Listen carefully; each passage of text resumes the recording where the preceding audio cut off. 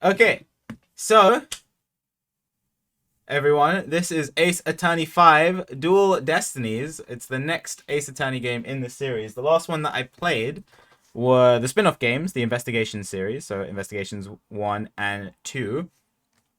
And then before that was Apollo Justice. Now, the reason why there's been such a... That was about 3 years ago. The reason why there's been such a big gap between then and now is because I was trying to get my hands on a 3DS capture card. And I was unsuccessful, so I so I am emulating it. But uh yeah, I wanted to play on original hardware. There was just either too much money to invest in one, and then any friend that had one, it just never lined up properly where I was able to acquire it. So, and then the whole 3DS thing shut down, so it just made it more annoying. Better to just do it this way. Um Anyway, so but that's besides the point.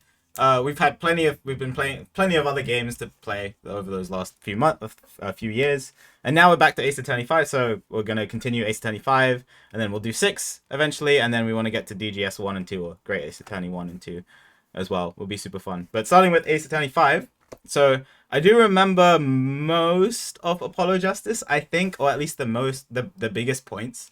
Especially the ending, with the ending being that Phoenix wants to come back to being a lawyer after, being kicked out. I think he said he had to go take the bar again, right? Something like that. So yeah, that was the big thing. And then we never saw Edgeworth. And then Apollo and Trucy are, was it half siblings, right? So Apollo and Trucy are half siblings. And then Phoenix is taking care of Trucy, and then I don't know exactly. Yeah, Apollo and Trucy. I can't remember if Apollo and Trucy know that they're half siblings. I think so. Yeah, but what they didn't know was that Lammy Raw was their mum, right? I think that was it, because that was only revealed right at the end.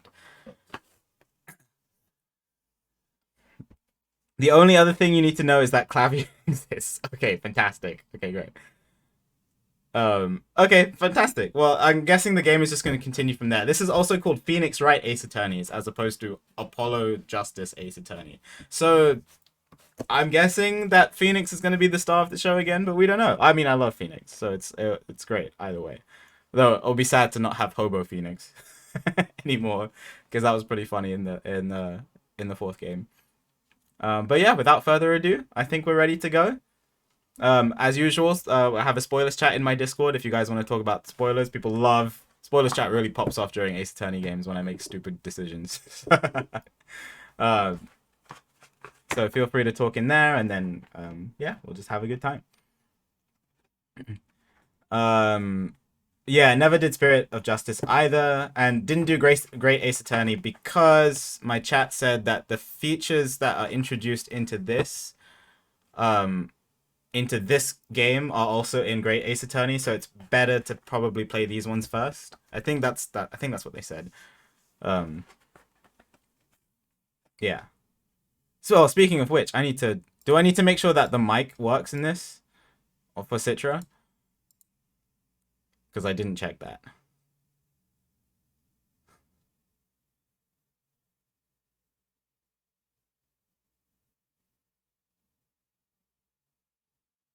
I don't know. Okay, well, if we reach...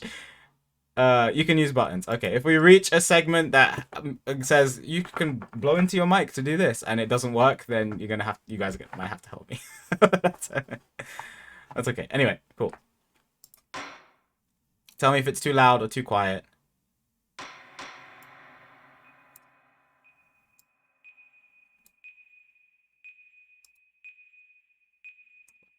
What's that ticking? That a bomb? In the courtroom?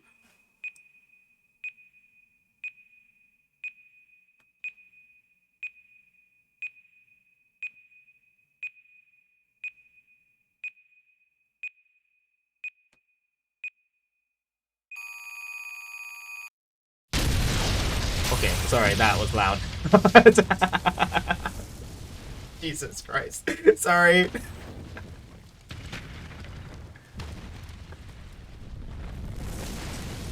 That was perfect? Okay, I can turn it back up then. These are dark times. Voice The law acting? has been reduced to rubble. And it's up to us to restore it to its former glory.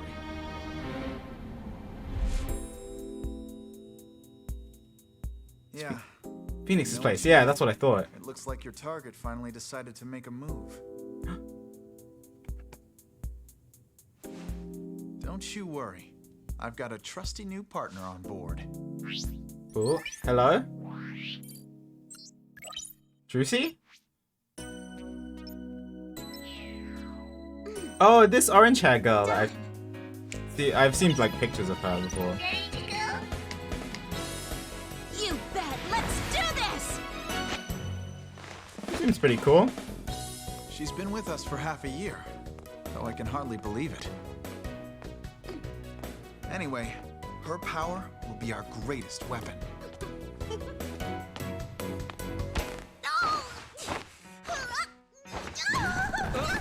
Oh, it's me. She's clumsy. I love it. Yeah, it's for this very reason I returned. Time to bring it to an end. Got chills from this. I haven't listened to a lot of Ace Attorney music recently. Juicy! He's got the hair slicked back. There's his badge. All right, so I guess he's back in the judicial system. Awesome.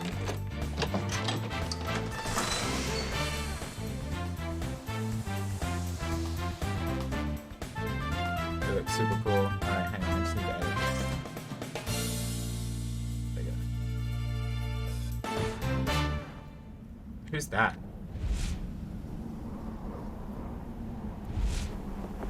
Oh, is that Apollo? What the heck happened to Apollo?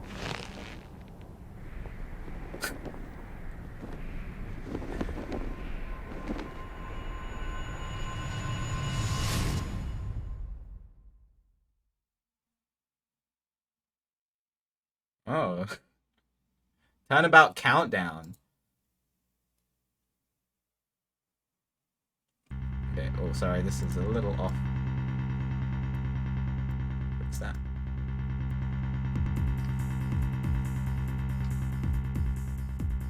The best thing about bombs is how they erase and destroy with discretion. Oh. Now all I have to do is pin everything on that little girl.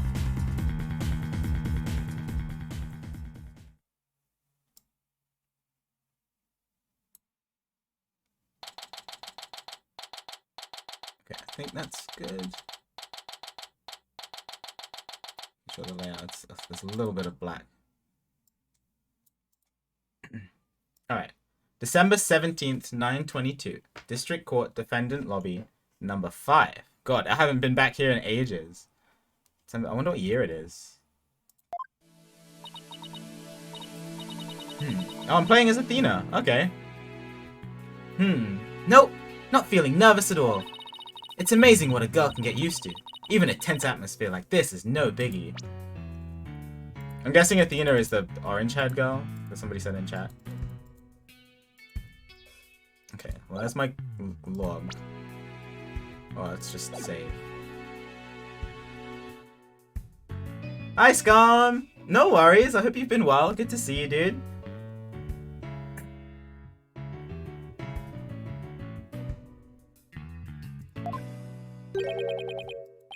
You doing okay, Athena? Oh, okay. Hi, Apollo. Oh, Apollo. Yeah, doing great. Like, hum a little tune great. Oh, yeah. Well, that's good. I don't know what voice to give Apollo. He looks older. I don't know how old people are now. Well, that's good to hear. Although, I could have sworn I heard your voice crack for a second. Ooh, I'm that transparent, huh? Cracking? No, my voice isn't cracking. Nerves of steel here, I tell you. The animation is really smooth. Oh my god. I wish I could have played this actual 3DS. This is Apollo Justice. He's a fellow lawyer at the office I work for. Apollo is the lead for the defense on this case. But I'm gonna be there at the bench with him, doing what I can to help out. I'll do whatever it takes to defend Junie. Speaking of steel, how are you holding up? That explosion really did a number on you. Just happy that you're okay. Oh, he was caught in the explosion. I see. Okay. The animations are really good. I mean, just like from what I can remember. I like it. It's better than the transition, because I didn't like, I liked the sprite work in 999, and then the VLR, I mean it was fine, the 3D models, but it didn't, a lot of it didn't feel very smooth. I would have loved to have the sprite work in VLR instead, but this is smoother. I like it.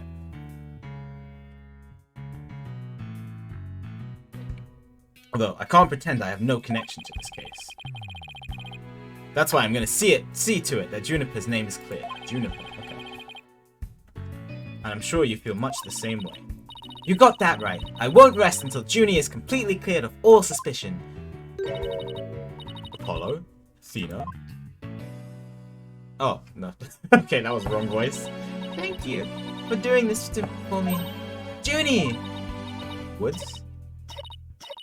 Oh, she's coughing.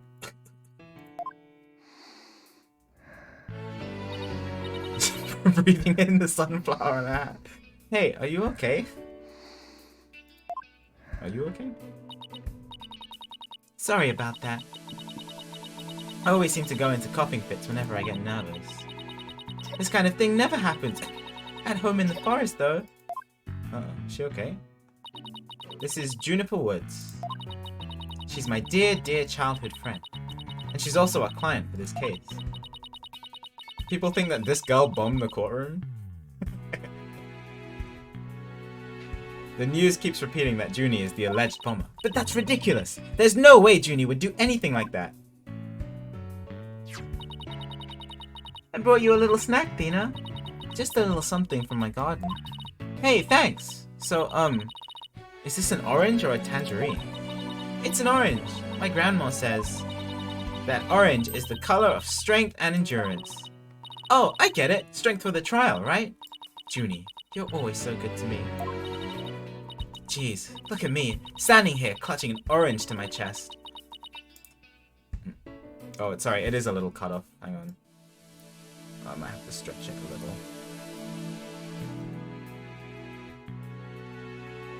It's the teeny bit. That side and that side. Yeah, it still look fine.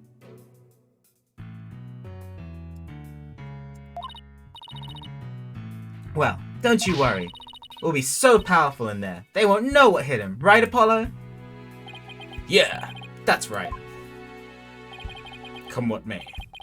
This is one trial. We just can't lose. Uh-oh. He's sweating. Apollo? Apollo? Ooh. Blood is seeping. Oh, okay, so he's still injured. Okay. Seeping through his bandages. One of his wounds must have reopened. All this time he was trying to put on a brave face, but he was really overdoing it. Mr. Justice! Huh? The trial is about to start, sir. Please proceed to the courtroom. What? Now? But Apollo's in no state to defend.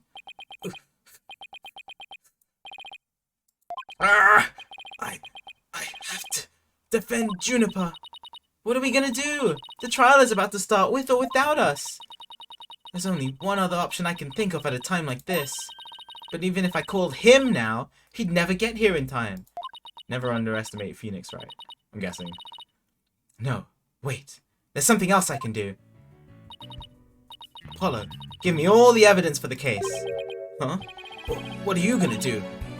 Bailiff. Yes, miss? The defense would like to submit a substitution of attorney petition.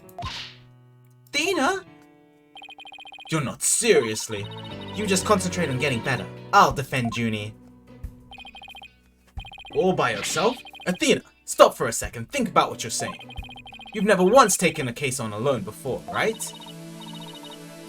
No hay problema. You can handle it, I think.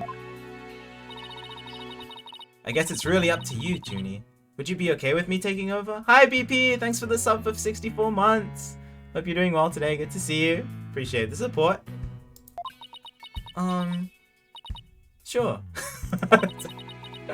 Okay, no, she doesn't believe me. I believe in you, Athena, and that's enough for me.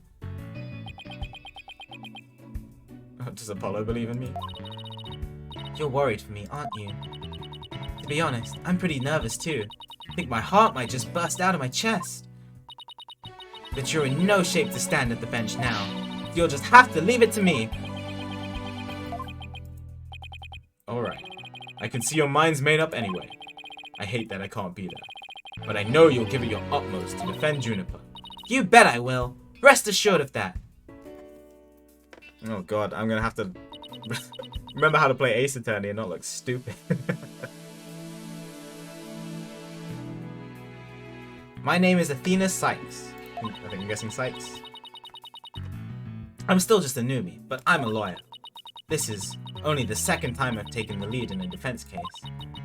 It'll be the first time I stand up there alone though. But I have to do this, and I'm definitely not about to let anything bad happen to Junie.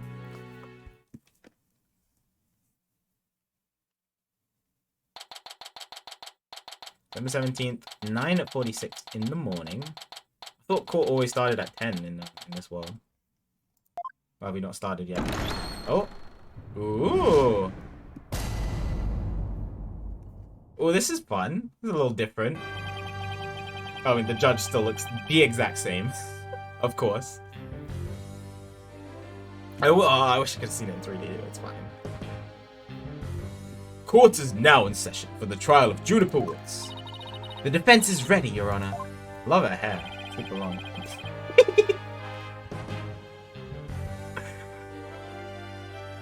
Payne with the insane toupee. Oh my god.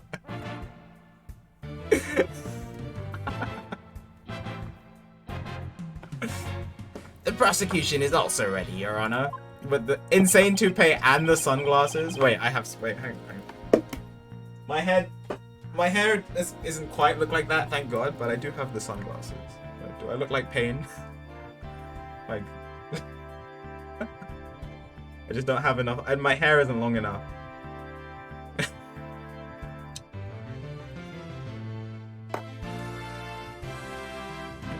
I don't look as cool as him, but nobody looks as cool as him. Look at him, dude.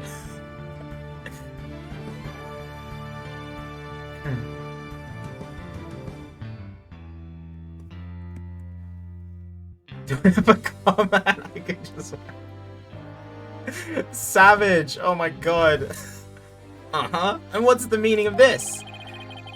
I was under the impression that Mr. Red Monkey would be my opponent today. Yes, well, a substitution of attorney petition was just submitted a few moments ago. Due to the explosion in the courthouse yesterday, Mr. Justice is unable to continue. I see, I see. Not at all surprised to use that as an excuse to run away. With me as an adversary, who wouldn't want to feign illness in order to escape? Dude, he literally got blown up by a bomb, man. But, okay, he just has the confidence. Run with it.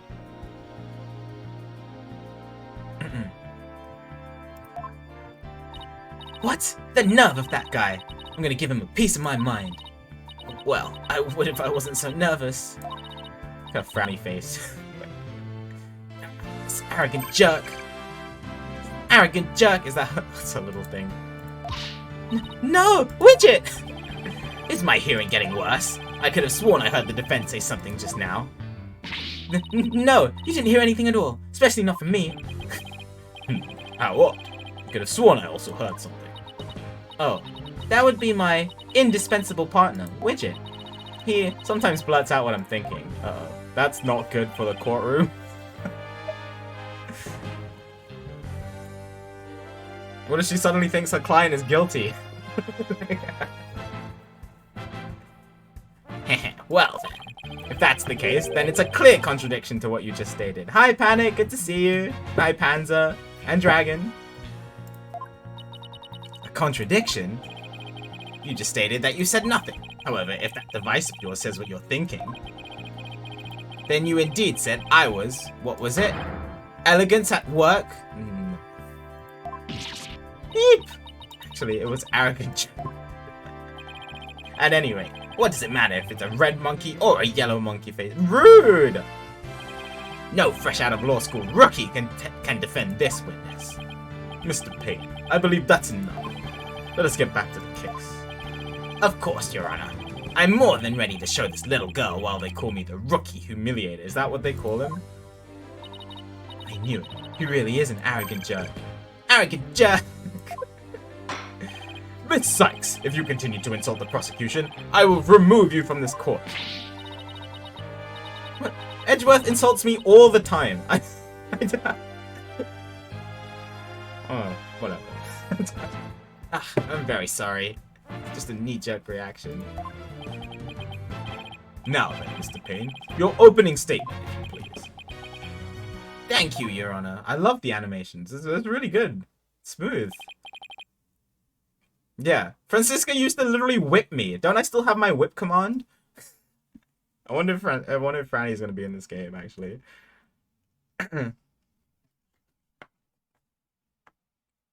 I do. Oh yeah, and the coffee cup command.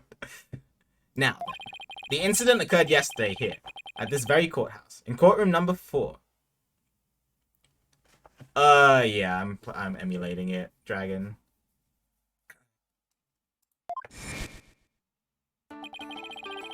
I tried really hard. The reason why I hadn't gotten back to this game in so long is, well, the Ace Attorney series is because I was trying my hardest to get a 3DS capture card, and after a few years, I just couldn't.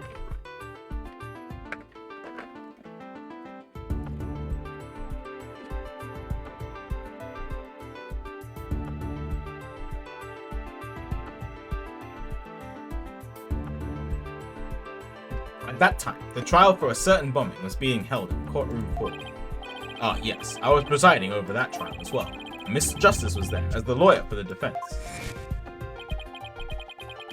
A bomb that was being presented as evidence suddenly went off during the trial. Oh, Jesus, okay. It was a terrible incident, and courtroom number 4 was completely destroyed, so nobody died though. Fortunately, we were able to start evacuation procedures before the explosion occurred. Just a few seconds more, and it would have turned into a horrific loss of human life. But there was, in fact, one death, was there not? Oh, there was. That is correct, Your Honor. When courtroom number 4 was examined after the blast. Oh no! The bodice of Detective Candice Arm. Candice Arm do what? Sorry.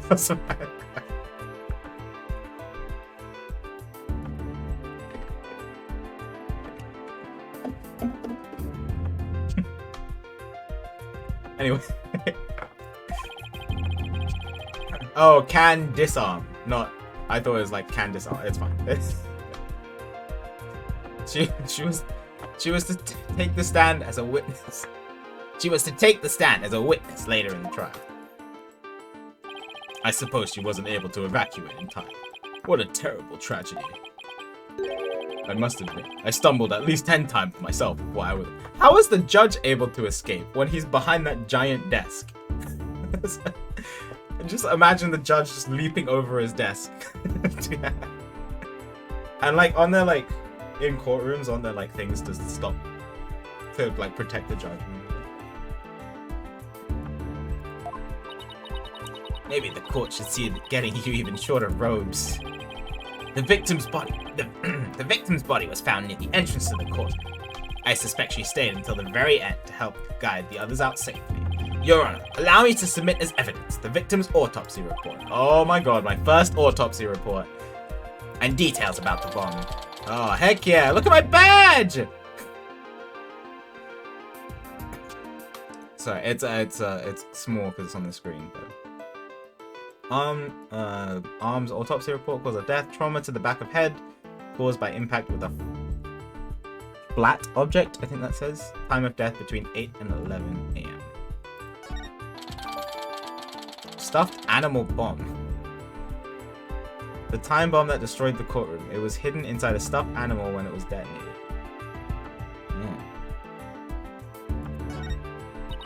How do I check my court record now? Yeah, how do I check it? Oh, okay. When I want to check something out, I touch the court record button. R. Okay.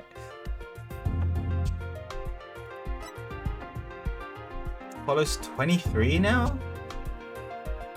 I forget how old was he in the previous game? Definitely not 23. I think he was like 18 or something. Juniper's 18. $27. Hi Zero, good to see you. So it's been 4 years then? Dang.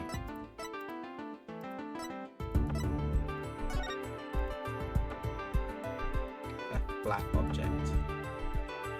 So like something falling on her?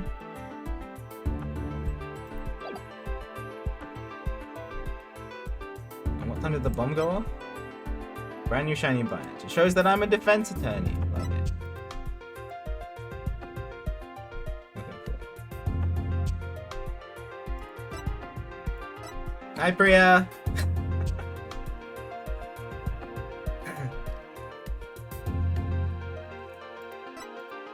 It's been a little while. I'm nervous that I'm gonna look like an idiot in front of you guys, but I remember how to play Ace Attorney. Better take a peek later. Now, please call the accused to the witness stand. Oh. Defendant, are you feeling alright? Looking a little bit pale. I'm so sorry. I was feeling a bit weak when I first arrived here at the courthouse.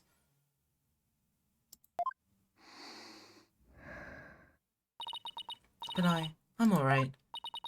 Junie's really giving it her all. I better make sure I do the same. If we could please proceed. Your name and occupation, defendant.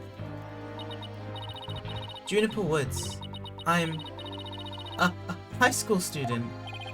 Miss Woods, can you confirm you were in the courthouse of the day in question?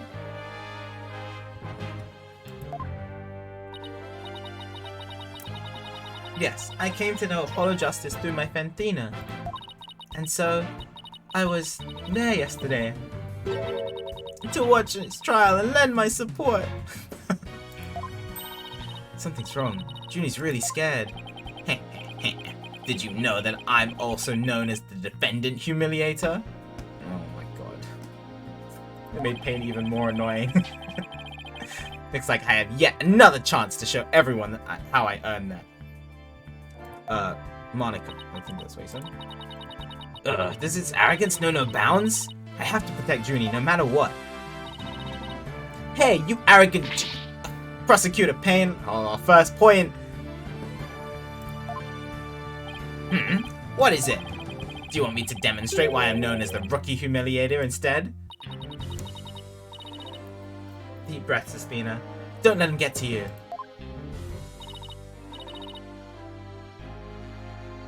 Prosecutor Payne, Junie is telling the truth. Mr. Justice also backed up her claim when we saw him in the defendant lobby. And Junie, he said that he was glad to get the Lotus Root you gave him too. He was? My grandma says Lotus Root is good for your eyes. She says they can even help you see into the future. They can? Then that's the perfect present for a lawyer. And if that's true, I guess he must not have eaten. A little earring flick. Thinking face. It's a good thinking face. A sweet, meek girl like this, blowing a courtroom to bits. I must say, it's very hard to believe. Objection! Now, Your Honor.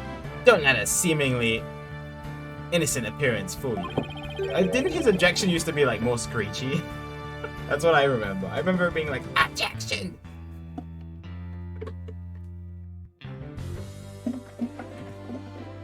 The defendant had a motive for committing this crime.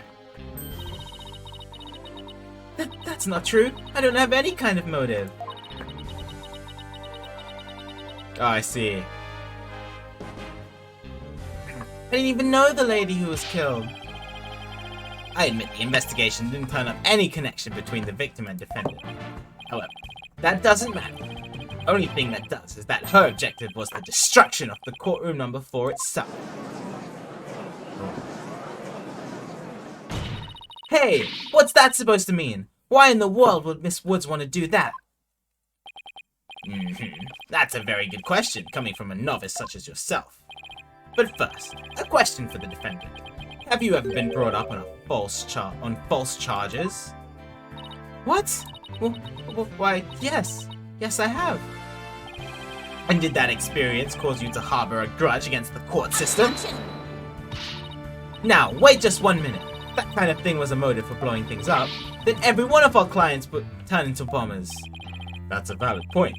We wouldn't have a single courthouse left standing in the land. I can see the accused isn't the only one who might bear resentment against the courts. But Miss Woods is the only person who could have committed this crime. Why? Because we have found some decisive evidence that proves the defendant's guilty. Decisive, huh? I'll believe it when I see it. It involves a very unique aspect of the bomb itself, Your Honor. And what exactly was so unique about it? Why don't we have Miss Sykes answer that question? Huh? Me? Me? Huh? I noticed that you appear to be very nervous. And, well, gentleman that I am, I'd like to offer you the chance to gain some confidence with such an easy question. Could he be any more condescending? Really, a thoroughly unpleasant man. L is for... What did it just say? Nothing. Not a single thing. Now, let's see. What was I supposed to do at a time like this? Oh, check the court record? Yeah. What, the bomb was inside the stuffed animal, right? Is that it? Is that the unique thing?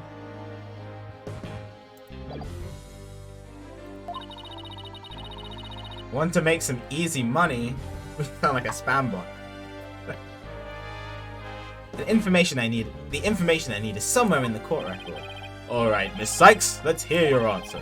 What was unique about the bomb that blew up the courtroom? No. In the judge's pocket. Really want to, but let's do the first one normally. No. What if I do something stupid and then I get guilty? It's fine. Let's before we do stream value stuff, let's ease back into it. It's a good slam. Mr. Payne, what kind of simpleton do you take me for? It was stuffed inside a stuffed animal. Its evil intentions covered up by a cute exterior. Oh, would you call this thing cute? Well, it depends, Panic. I don't know. Yeah? I don't know. I wouldn't buy it in the store. Wouldn't be my first pick. Very good. Have a cookie. The bomb that went off in the courtroom was indeed hidden inside a stuffed animal. There! How do you like that? Not bad, huh? That's a good smile. I think her model. Oh yeah, her model in general is really good. A lot of effort into this game.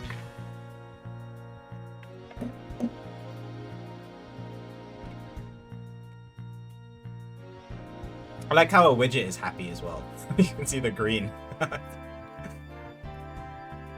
I am fine. Just like I said from the start. I can do this. Yes, as I recall, the bomb was stuffed inside a stuffed animal the whole time. I never even got to take a look at it. But what connection does this impish elephant have with the defendant? The answer to that question lies in another piece of evidence, which I have here. What is that? And what, pray tell, is this?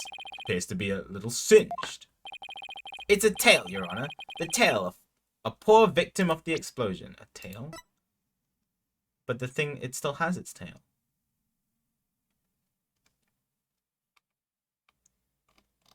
Oh, Panic!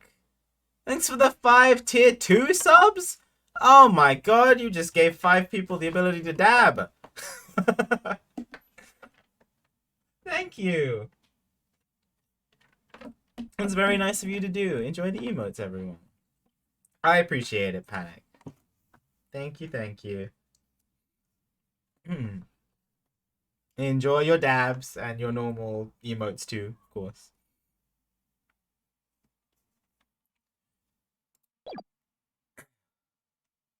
Was that easy enough? I guess so.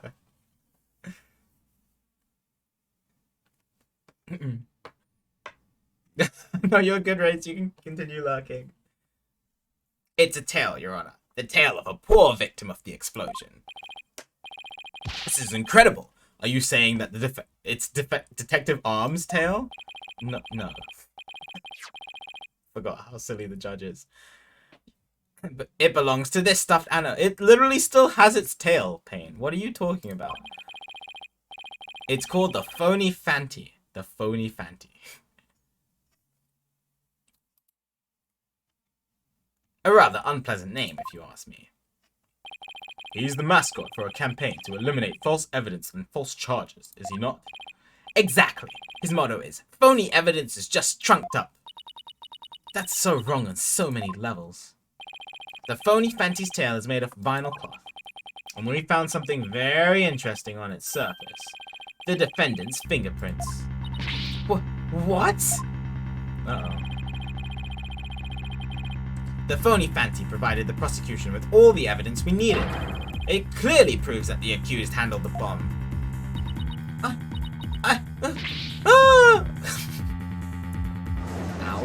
What's happening? Doing well, Race. I hope you are too. That doesn't make any sense. Why would Junie's fingerprints be on it? This does appear to be pretty irrefutable evidence. The court accepts it into evidence. Tail still. Do you have an explanation for this, Miss Woods?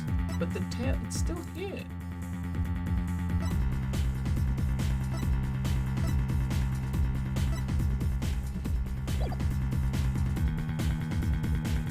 I'm jealous, Dragon. I wish I had chicken tacos. Glad you're doing well. I don't understand. How about you, Miss Sykes? Do you have any plausible explanation to refute this decisive piece of evidence? Well, I can't do it. Can't think of a single thing. Better come up with something. For Junie's sake. If you can't produce an answer, you can always go straight to the ruling if you prefer. No, I have to say something. Fast! Oh no! Can't get my voice to work! Oh, that's not good for a lawyer. Why now? All time she looks... Oh... Got the despair in her face. Thought I overcame this already. Maybe I'm still not ready to stand in court?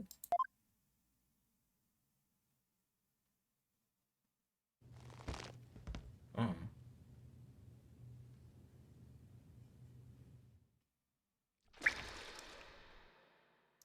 Oh my god.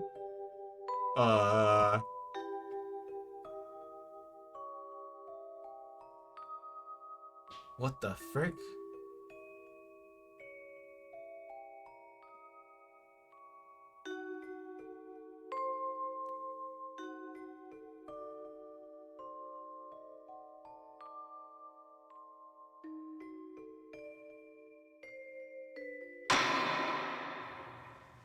As you can see, there is no room for debate.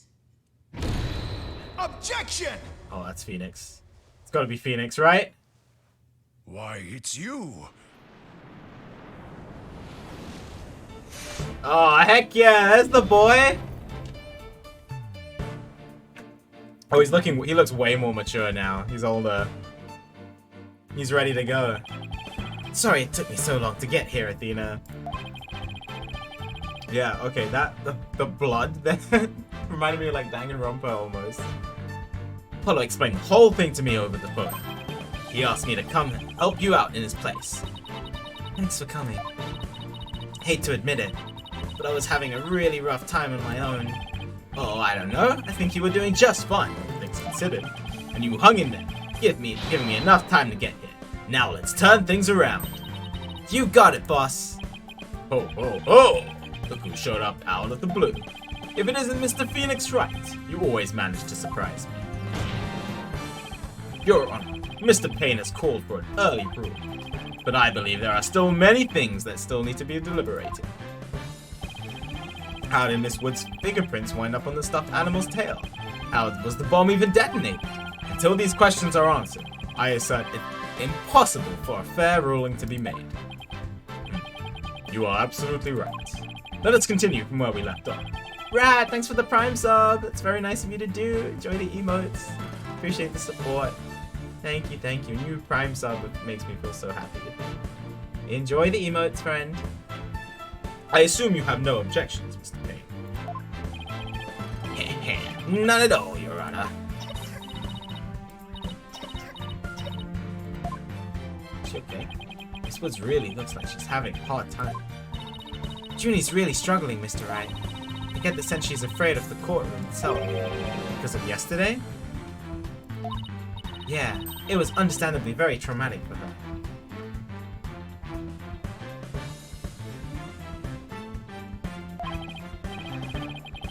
Poor thing.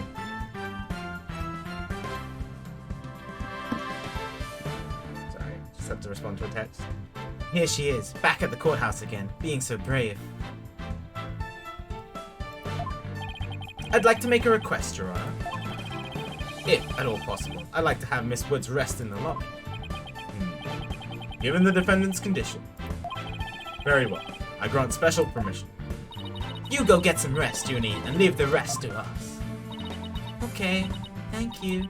Sorry about this.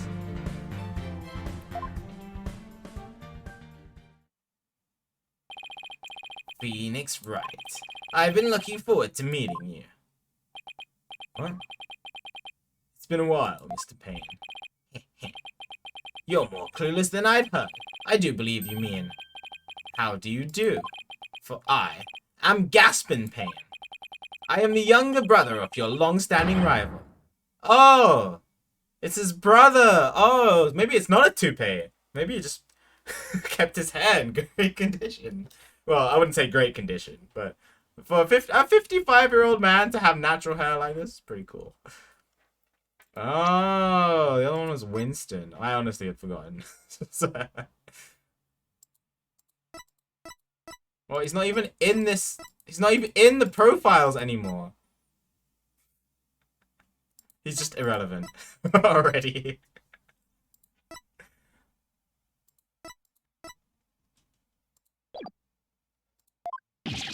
What?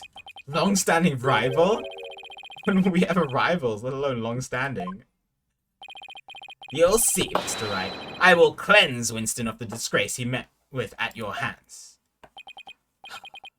Looks like this royal pain is going to be as thoroughly unpleasant as the other. Your Honor, the prosecution would now like to call a decisive witness to the stand. This witness will testify as to how the accused detonated the bomb in the courtroom. Very well. Please call your witness, Mr. Payne.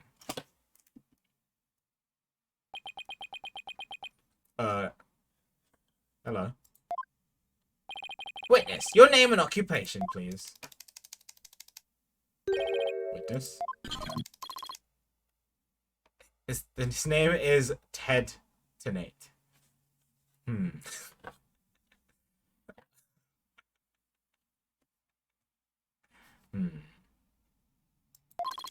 Occupation, bomb disposal specialist. Can you not speak? Oh my, what a strange robotic voice you have. Speech synthesis via typing. It is the same as me talking. He sounds exactly like a robot.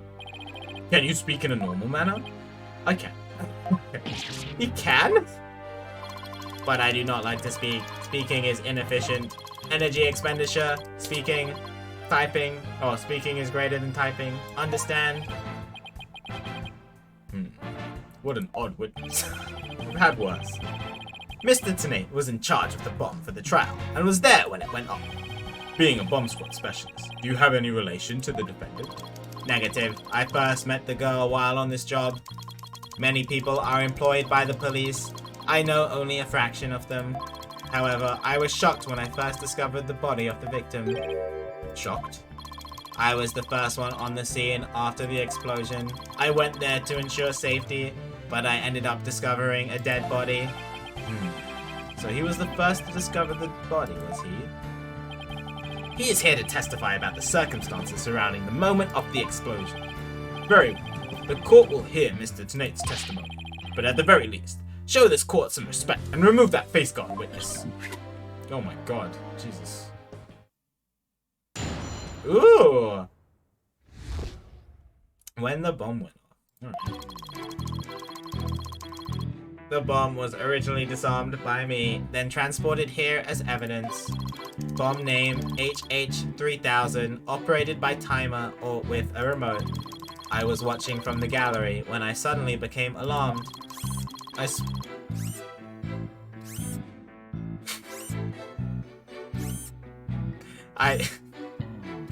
saw that the bomb's timer was counting down. So even though the bomb was supposed to be disarmed, it somehow got switched on, and it was supposed to be disarmed by you, but it magically got switched on. I wonder who did it. Was it this poor helpless little girl, or the person who knows how to disarm the bomb? Precisely. Activating the timer is very simple. 1. Connect wires. 2. Switch on timer. A monkey could do it. I am sure even you would be able to, Mr. Wright. Ugh, guess this makes you the blue monkey in the barrel of fun, boss. I'd now like to begin my cross-examination. Mr. Tenate, what is that? HH3000. Why do you have another one here? Why is it blinking? A bomb? Great good. Remove me. Mr. Tenate, I demand that you disarm it this instant. What the frick? Okay, that was pretty cool. Disassembly complete. 5.3 seconds. 0.2 seconds short of my personal best. Are you trying to give me a heart attack? I'm not exactly a spring chicken, you know. This is an exact replica of the HH3000, so you could have disarmed it in 5 seconds, but the countdown took over 20 seconds. This okay. It is used to practice disarming bombs. Disarm equals success, explosion equals failure. An exact replica of the bomb that exploded, is it? So that's what it looked like. I submitted a photograph of the real bomb, taken just before the trial. 856. 10. Okay. That's it. Your bomb does appear to be in a very good copy indeed.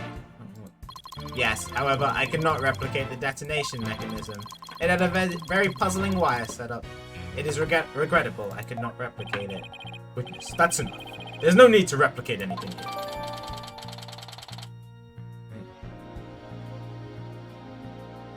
Okay. And now if the defense would begin their cross-examination. I can't see what number is. 516 inch. I can't see what number is on the red number here.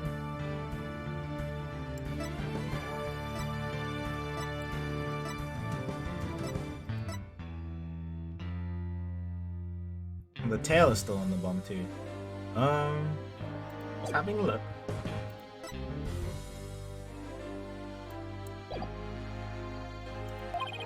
Where has Miss Sykes gone to? She's still scared from the bomb. Athena, you can come out. Okay, Mr. Wright, let's get to work. Guess you were pretty scared, huh? What? I don't know what you're talking about. She was about to bolt. Hey, put a sock in it, widget. Transparent as ever. Now, let's see. Where were we? We were at the cross-examination. Oh, cross-examination. Of course. She seems disoriented. I wonder if she's alright. Maybe I should ask Athena if she remembers how to cross-examine. To help her focus. Nah, she'll be fine. Nah, I know how. I'm sure all of you know how it works, too. I'm guessing you've played Ace Attorney before.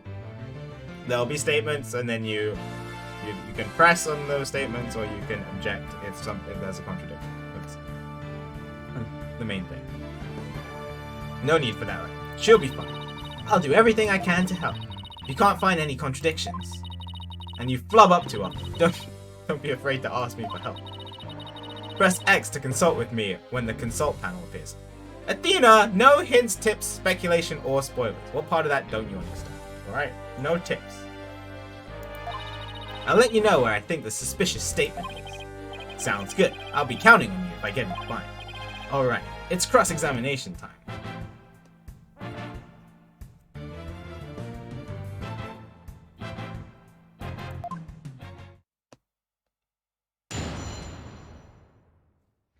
Cool. Okay. One went off. The bomb was originally disarmed by me and then transported here as evidence.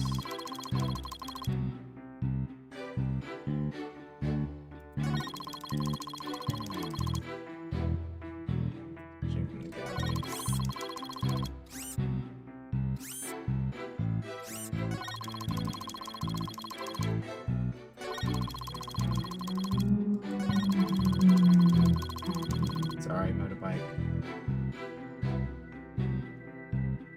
Hold it! You say that you disarmed the bomb, but are you really sure it was disarmed? Absolutely. I can disarm anything in a flash. Ugh, that looks more like dismantled than disarmed to me. Oh, pardon me.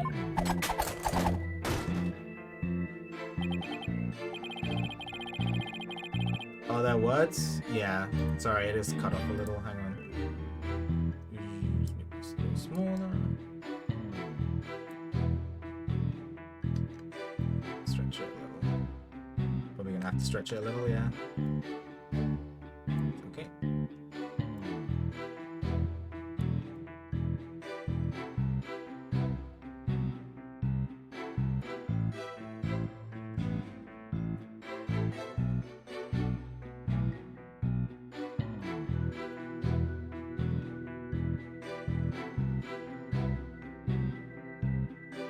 Let's see.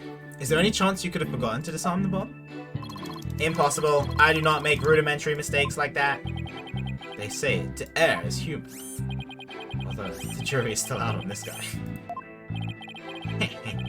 If you must know, Mr. Wright, according to the court's own records, the fact that the bomb had indeed been disarmed was officially confirmed.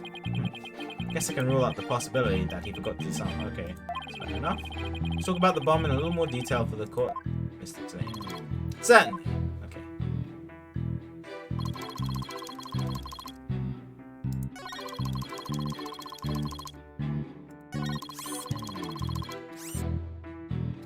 Bomb's timer was counting down. Hold it!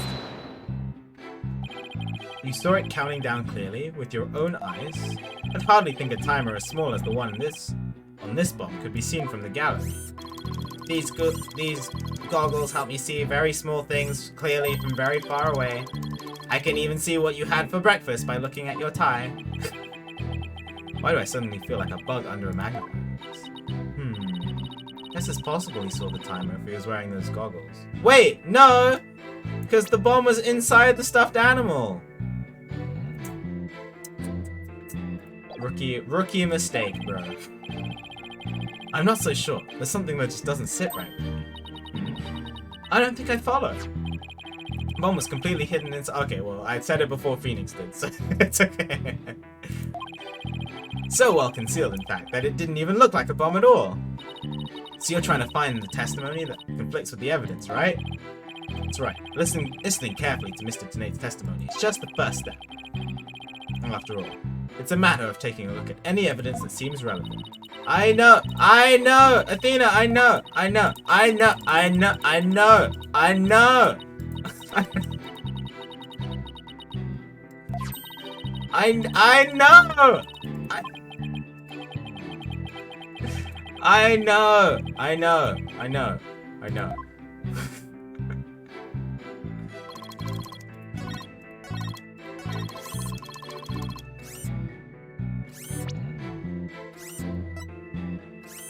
But I can't say objection. That was my favorite part about playing on an actual DS. But it's fine. It's okay. Objection! So you say you saw the bombs countdown? Is that right? Of course. I clearly saw it counting down to 0. And I say that you are clearly lying. What are you talking about? I know, I just don't have it set up right now. Maybe for next stream. There is no way you could have seen the bomb's timer. After all, the bomb was concealed inside his stuffed animal. Mr. Tenay, how can you claim to know the bomb was about to go off? He's gonna say he has like X-ray goggles, isn't he? When you couldn't even see the timer. What? No! Hi, Escaron, welcome back. That does seem like a glaring inconsistency indeed. Witness, how do you explain this? Well, Whew, that was great, Mr. Wright. You found a contradiction right off the bat. Always remember, Athena, when you find an inconsistency in a witness's testimony, there's always a reason behind it. It could be a lie, a hidden meaning, a secret, whatever it is. It's up to us to dig it out.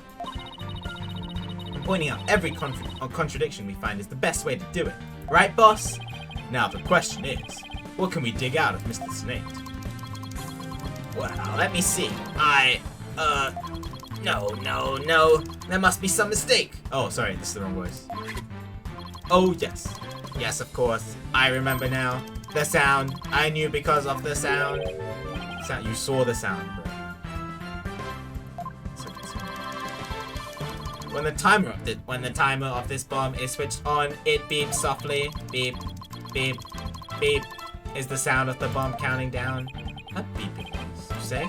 I suppose it would be possible to notice that even with the bomb inside the stuffed animal. I simply made a mistake. My bad. Objection! How in the world did you hear such a tiny little sound all the way from the gallery? Listening for the sound of a bomb's timer is an integral part of my work. I constantly undergo training so that I will never miss it. I hardly think training would help you hear something so soft from so far away. What now? Are you making light of the fine science of disarming bombs? It is a solemn mission that I put my life on the line to perform. What kind of specialist would I be if I could not hear a bomb's timer? It's not like disassembling a toaster, you know. No, it's just showing off. You keep asserting that the sound was too tiny to hear, but the only tiny thing here is your skill as a lawyer. Being suspicious is not an attractive quality, you know. You're just overflowing with attractive qualities, are you? Oh yeah. You're just overflowing with attractive qualities, are you? Or perhaps you have some proof that Mr. Snake did not hear the sound. Well, no, but it still seems totally suspect. But it's going to be really hard to prove that he didn't hear something. I've disassembled a controller. If I have this correct, the prosecution's argument is that someone reactivated the bomb before it was brought into the courtroom. What I don't understand, Mr. Payne, is why you believe that person to be Miss Woods. That's simple, Your Honor. Mr. Tenate happened to be there when it happened. He was there when the defendant, rearmed the bomb. What's this now? It happened before the trial started. It was when Detective Arm and I were transporting the bomb. What happened? We brought the bomb to the lobby for the defense. Bomb equals evidence. The lawyer wanted to see it before the start of the trial. Looking for a chance to get at the bomb, Miss Woods was already there in that lobby. Her goal was surely to rearm the bomb and steal the remote switch. Okay. The remote switch? Yes, the switch that controls the bomb remotely. Duh. It has been missing ever since the incident. It's missing. It looks like that. Okay. I am partially to blame. I left the bomb and remote on top of the transport case. And this really takes it out of my voice. It's been a while since I've done this. And they were rearmed and stolen when I was talking with the lawyer. The defendant then used the remote from inside the court to start the timer. How can you assert so unequivocally that the bomb was rearmed in the lobby? The bomb was safely secured in the transport case. The only time it was outside of the case was in that lobby. Therefore, that was the one and only opportunity anyone had to meddle with it. Someone other than Mr. Snake could have opened the case and taken the bomb out. Kuro, please. Impossible. The transport case is assigned exclusively to me. Do you see this number here? That is my identification number, L100150. And I have the only key that can open the case. The case to Nate and Detective Arm transported Bonin. Nate has the key, okay. Oh no, you're good, Akura, I figured.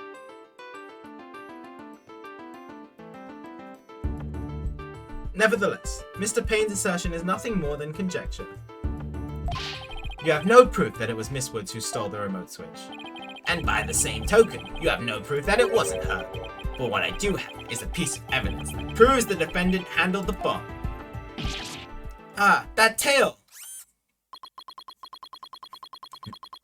5 minutes, 24 seconds, 2.3 deciseconds. The defense's advantage lasts a mere 5 minutes. Ugh, talk about a rotten hand. As long as they have her fingerprints as their trump card, I'm at a big disadvantage. It appears we will have to hear from the defendant herself once more. I wholeheartedly agree, Your Honor. I would like to recall Miss Woods to the stand. I trust you have no objections, Mr. Wright. I'm worried about her condition, but we do need her testimony. On the other hand, I'm not sure I want to make Athena mad. I can read your feelings, you know, boss. Guess there's no hiding from her, huh? Don't worry, I know we need her testimony. But if anybody picks on her again, they'll pay. Guess she's already at anger level 1. Anger level what? She has different anger levels? Oh. Don't worry. I'll stop the proceedings before I let anything bad happen to her. The defense has no objections, Your Honor. In that case, I will take my leave. But before I do, there is just one more thing, Mr. Wright. Is it? Me? Yes. Yes? Dismantling bombs is my job. Dismantling this case is yours. Do you think you can handle it? I look forward to seeing you try. Ugh, this guy is hiding something. I just know it! Now, if you will excuse me.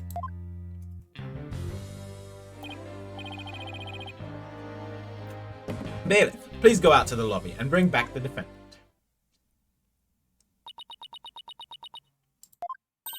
Junie! Hi, Athena. She looks even worse off than before. Don't worry, Junie. We're here for you. Thanks, Athena. And I'll do my best, too. You blew up the courtroom because you bear resentment against the courts, correct? No, of course not. What's that you say? I can barely hear you.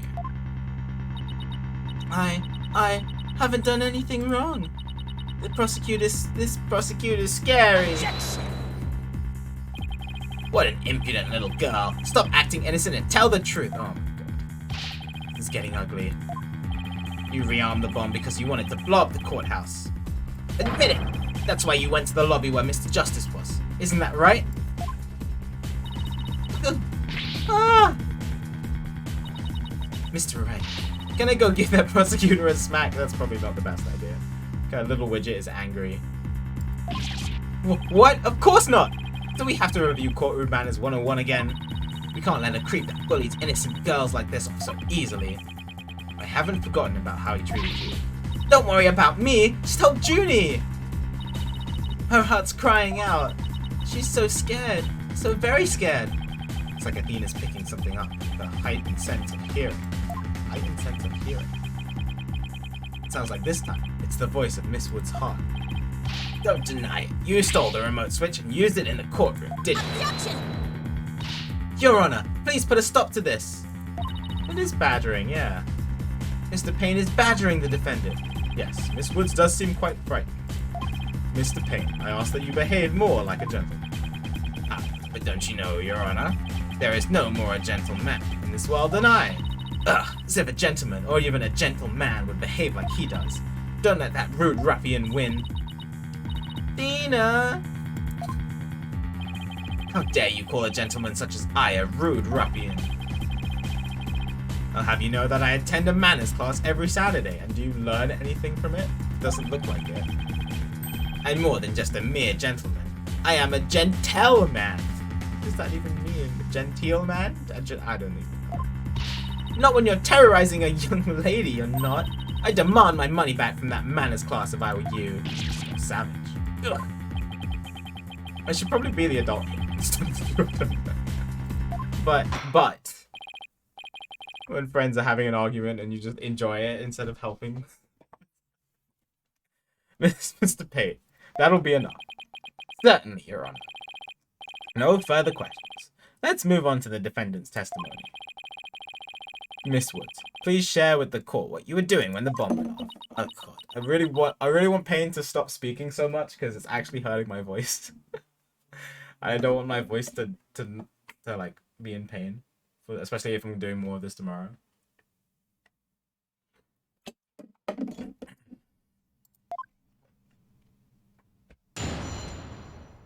In pain, indeed.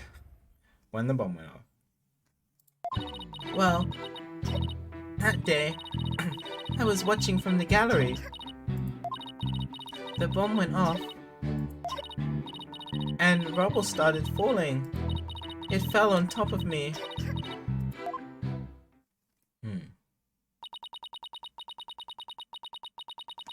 Junie's clearly in pain, being forced to recall the bombing like this. She can't even get her words out. This isn't gonna work. So what now? Hey, wait a minute! If she can't vocalize what she wants to say, we can listen to what's inside her heart.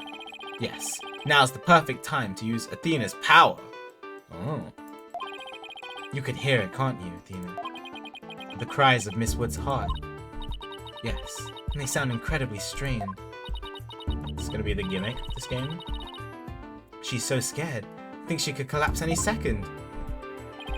Athena has a unique ability, you see. With her finely tuned sense of hearing, she can hear the words of a witness's heart. In essence, she can sense how a person is really feeling from the tone of their voice. Guess it's all up to Athena and her special ability now. Athena, I want you to use the analytical psychology you studied, and listen to the testimony of Miss Wood's heart. Okay, boss, I'll give it a go. After all, this is the whole reason I put all of that effort into studying analytical psychology. Or gets, I think. Let's do this. Oh. Okay, that's pretty cool. Cool song. So your holographic thingamabob can show us how Miss Woods is feeling, right? In a nutshell, yes. The emotions and images that I picked up on just now while listening to her testimony. I can enter all of that into Widget and use the mood matrix to analyze them. The mood matrix? Okay. These mood markers here reflect fluctuations in Junie's emotions. What's that? Okay, bottom right is surprise. Bottom left is sad. Top left is happy. Top right is angry. When she feels happy or is enjoying the memory, the happy marker will light up. When she's feeling angry or frustrated, the angry marker will react. When she's feeling sadness or is frightened by a memory, the sad marker will blink. And when she's feeling surprised or confused as well, okay, the surprised marker will let us know.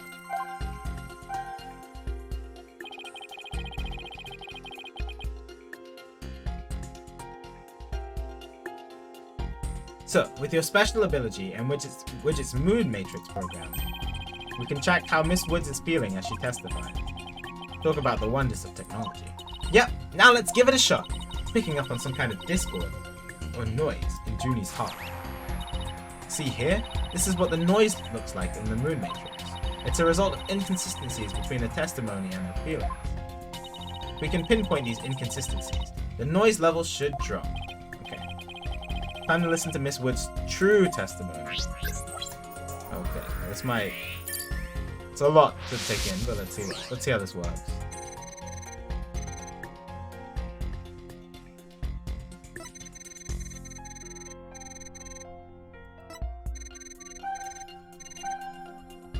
Surprised or confused?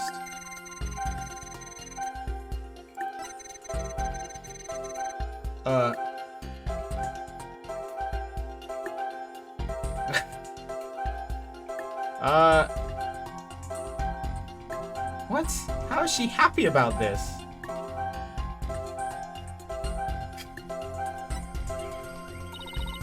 I think I have a good grasp on Junie's emotional state now. Yeah, it's weird.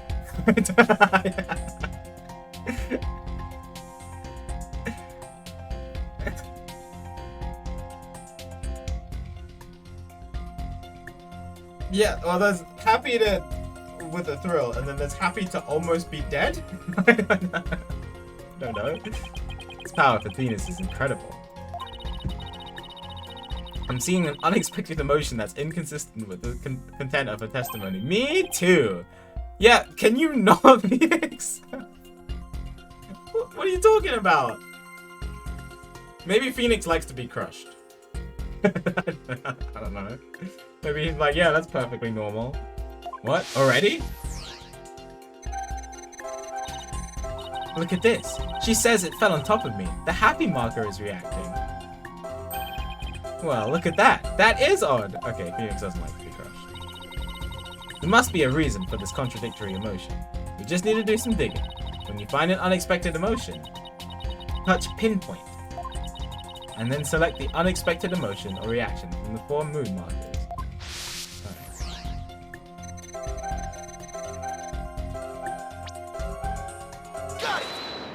Got it! Alright, cool. Widget is registering joy when Miss Woods recalls the rubble falling on her.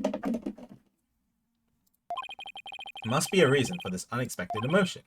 Miss Woods, as the rubble was falling, was there also something that made you feel happy? What? Mr. Wright, the feeling of happiness is spreading throughout Junie's heart.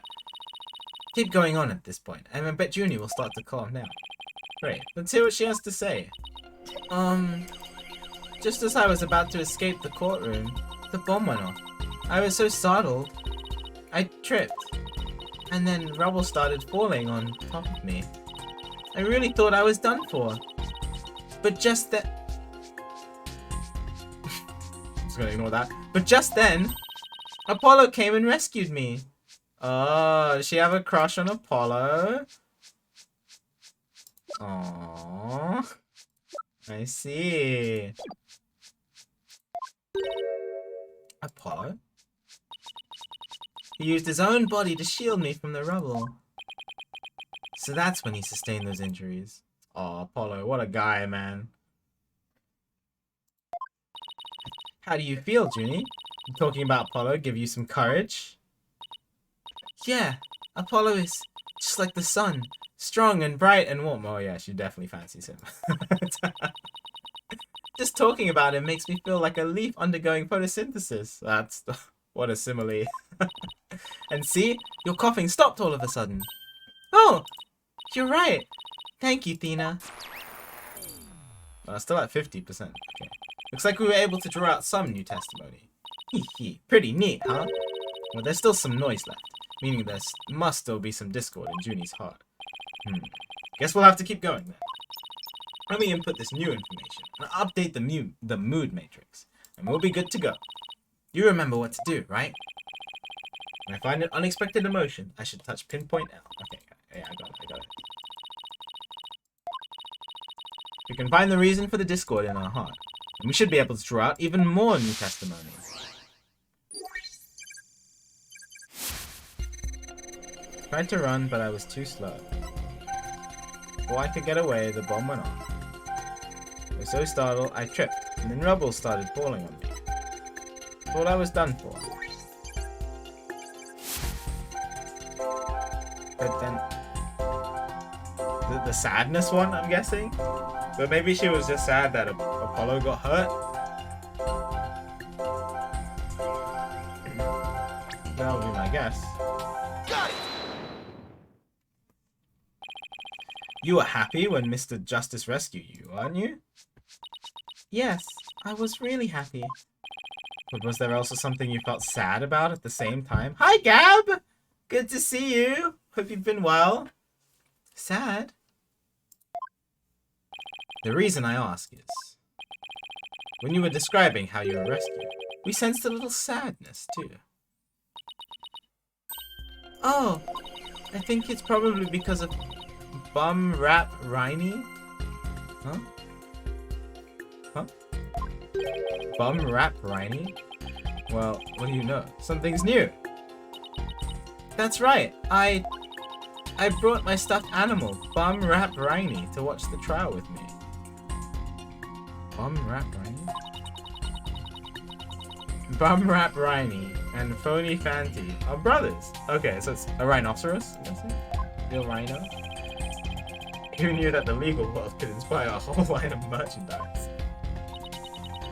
I had Bum Rap Riney with me while I was watching the trial, but it wasn't until Apollo saved me that I realized I'd lost him as I was running away.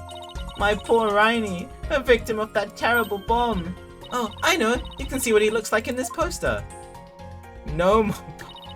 Oh, I see. Okay.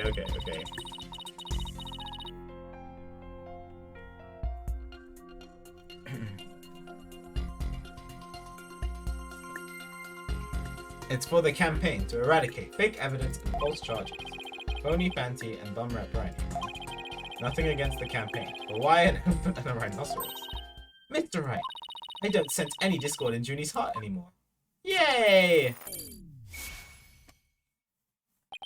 So I guess that means we managed to draw out all of her testimony.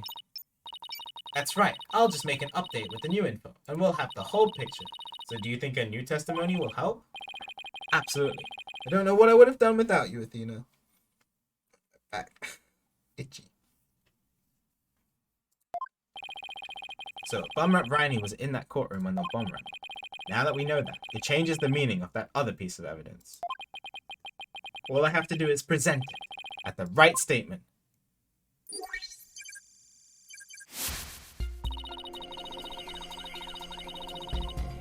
I was watching from the gallery with Bum Rap Riney. Tried to run, but I was too slow.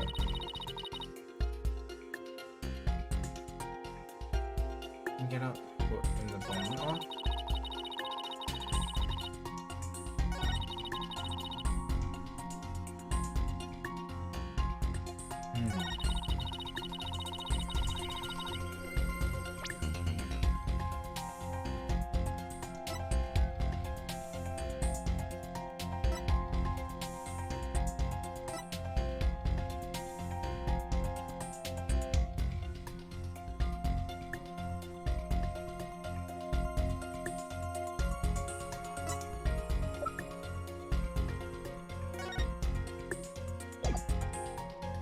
What if the tail is from...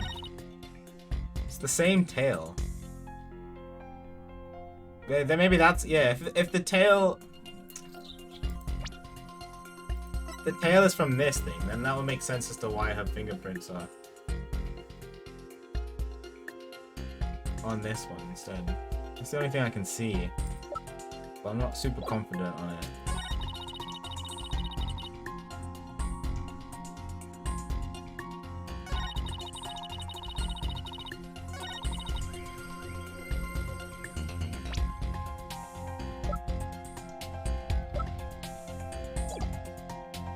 Give it a go.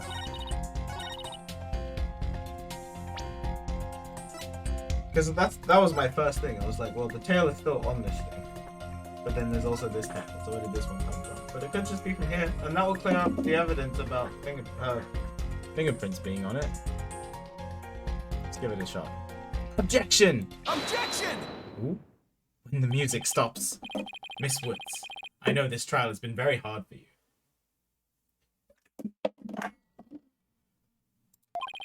But you can relax now. You are, without a doubt, innocent. Mr. Wright, What wild assertion are you making now? My wild assertion is simply this. The two stuffed animals were mixed up.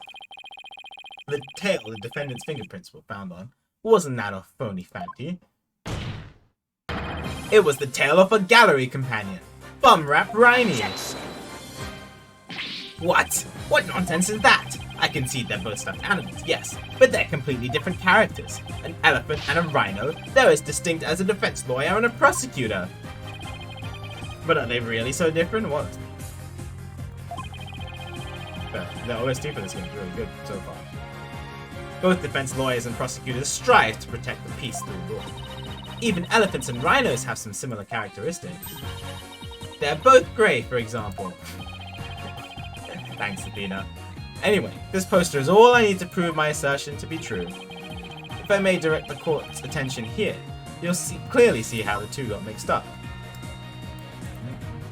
No. Oh, I see it. Alright. Take that! Take that! Well, would you look at that? The two tails are exactly the same. Yes, exactly. The two stuffed animals are based on entirely different animals. The design of their tails is exactly the same. Love it. The phoenix pointing. Order! Order in the court! As long as the possibility exists that the tail belongs to Bumrap Riney, we can no longer consider it to be decisive proof that the defendant handled the bomb. As things stand, I consider the charges against the accused unsubstantiated. Wouldn't you agree, Mr. Payne? Yes, of course, Your Honor. Oh, that was great, Mr. Wright. You turned things right around. Yeah, it's not over yet, but at least we managed to hold out this long. I believe that brings our proceedings for today to a close. What? That was quick? Already? Isn't it still the morning? I'm afraid you have some serious investigating ahead of you. Yes, Your Honor. Very well. Let us reconvene tomorrow. Court is adjourned. Usually, some of the trials take all the way into the afternoon and evening, but apparently, what's the time now? It's not even lunchtime yet. What am I supposed to do?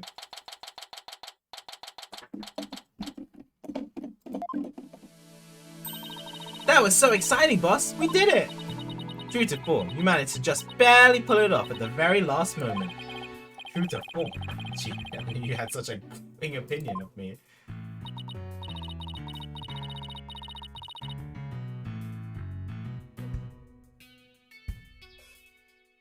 Sorry. I haven't breathed enough, I think. So much voice acting. Thank you for everything you're doing. You did great, Miss Woods. You really stuck it out. You got really brave at the end, just when we needed you the most, Junie. Thanks to you, we were able to turn things around. Well, you were the one who gave me that courage, Athena. Really? Thanks. She's blushing. So be honest, was I any help at all? Of course! Without you, we would have never gotten out of that tight spot. That's good to hear. I may still have a lot to learn, but you can bet I'm gonna give it my all. I'll be so good that one day you'll call me your partner. That's what I like to hear. Analytical psychology. The ability to solve riddles of a person's heart. Athena's true potential is beginning to really shine through now. Hey, where's Apollo anyway? Good question. I hope he went to rest. Almost forgot about him. I assumed he'd still be here in the lobby. Oh, I know. Maybe he's still in courtroom number 4. Courtroom number 4? What would he be doing at the scene of the explosion? When I came out to the lobby to rest, I told Apollo about Bumrap Riney. I told him I dropped Riney in the courtroom as I was trying to escape before the blast. Is he trying to find it for you? Oh. And then, Apollo said he had an idea where Riney might be, so we went to take a look together. Huh? Guess Apollo can be pretty nice when he wants to be. So you went looking for Riney together before you were pulled back into courtroom number 5? Yes. I'd had some time to rest, so I was able to go and look for him. But then, they called me into the courtroom number 5 to testify. Apollo insisted on staying there, though. Interesting. For all those injuries, Wonder how he's managing. Think Apollo might have figured something out. Wonder what it was. He told me, I'm gonna look for evidence to clear your name, Juniper.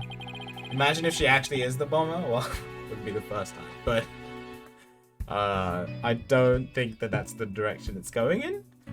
Just maybe he found some new piece of evidence. Anyway, we better go and get him. Good idea.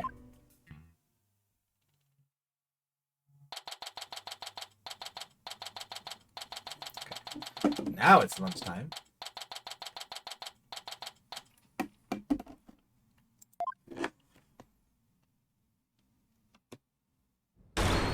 Where are you, Apollo? No, Destiny. Trial's over for today. Come on, I know you're... Uh-oh. No.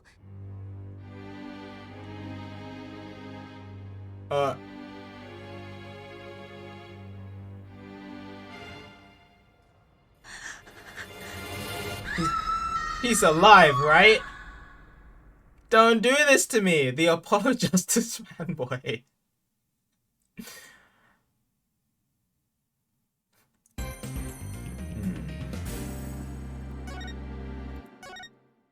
You must be pretty scared right now, the Apollo Justice fanboy. love your username. Trial day 2. He better be alive. He better be alive.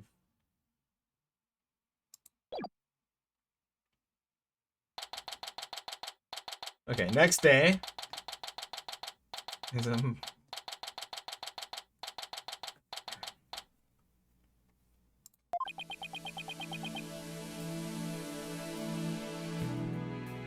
It's true, Batanage. Dragon, thanks for the gifted sub to the Apollo Justice fanboy. Much appreciated. Enjoy the emotes. Oh, thank you. Sorry if I'm calling you out of luck. You can go back to lurking. I appreciate the kind words. Yeah, I've been excited to play this for a while, for sure. Years and years. Big Ace Attorney fan. Isn't exactly how I envisioned the second day of the trial to start. But given how things ended, yesterday. Good morning. Everybody looks so sad. The mood sure is tense. Not that that's any surprise. I don't know if Apollo is alive or not. I'd have a feeling that people would be more upset if he was dead. But I don't. Okay. Assaulted during the trial yesterday. Oh, so somebody actually... Okay. Thankfully, he's going to be okay, but he's still at the hospital undergoing treatment. He's alive. Okay. Hi, Jerry. Good to see you.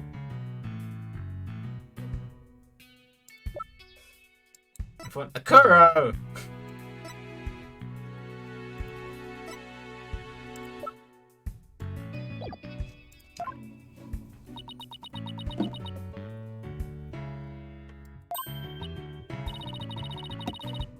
Oh hey, did you read the paper this morning, boss? Oh. The paper? That came out of left field? Oh, that came out of left field. You didn't read it? Then you don't know the big news! Somebody spotted an abominable snowman. Abominable snowman. Way up in the mountains! Tell me you know the difference between a paper and a tabloid, Athena. It might just show up in the forest where you live, Junie. So you better watch out, okay?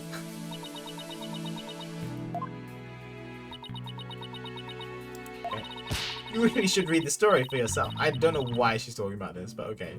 I couldn't even begin to do it justice. Justice? No, don't mention anything to do with Apollo's name. Huh? Oh, poor Apollo. And it's all my fault. Athena! Oh, Junie, what was I thinking? I'm so sorry. We found yesterday, so somebody definitely hit him on the head with that rock, right? It's not Apollo's dead body. Thank goodness. He'd been assaulted by somebody with a blow to the head and was lying unconscious. We rushed into the hospital right away, and it looks like he's gonna pull through. But it's still quite a shock to stumble upon a scene like that. Is Miss Woods alright, Athena? Well, I managed to get her to stop crying, but now she's resting on that sofa over there. I guess she really feels responsible for what happened to Apollo. Poor Junie. She believes that the reason Apollo was attacked is because he was helping her look for something in that courtroom. Yes, I see why she'd think that. By the way, how are you doing? Who? Me? Yeah, you. I know you're concerned about Miss Woods, but are you alright? Me? I'm doing just fine, boss. Oh, she's angry. I mean, yeah, it was a huge shock. But I'm alright. People who have studied analytical psychology are great at times like these. After all, they've learned how to control their own emotions too. Somehow, I don't think it's as easy as she makes it sound. But there's no denying she's a real trooper. Apollo doesn't remember a thing, does she? Yeah, he can't recall anything from the time right before he was assaulted. Nothing about what he was doing in courtroom number 4 or who assaulted him. The doctor said it's probably due to that hit he took to the head. Assaulted in the court of law and losing your memory at that. Oh, yeah. One of my least favorite cases in the entire series. 2-1. Phoenix suddenly has amnesia, and so the entire case is so tedious because of it. But it's fine, we don't have to do it anymore.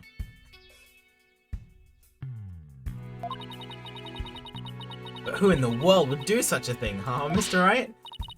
Just wait until I get my hands on the coward who hurt Apollo. Now, yeah. Just full body armor in court. I thought you said you were in control of your emotions. Let's just focus on helping Miss Woods, okay? But I admit, I'm just as upset as you. Okay, boss, you're right. Apollo's assailant can wait until after we clear Junie's name. That's the spirit. Now, let's see. Better check the court record one more time before the trial starts. No, I'm good. Memory serves. When I have more than 6 pieces of evidence, should be able to switch pages with control pad or control stick. Earth to Mr. Right, I'm ready whenever you are. Alright, let's get ready to rumble. You bet. With everything that happened. Oh, true, yes. Sorry, Kura, I forgot this is the 3DS. With everything that happened with Apollo, I didn't have time for a proper investigation. Can't let that stop me, though. I have to get this right, for Miss Wood's sake, and Apollo's too.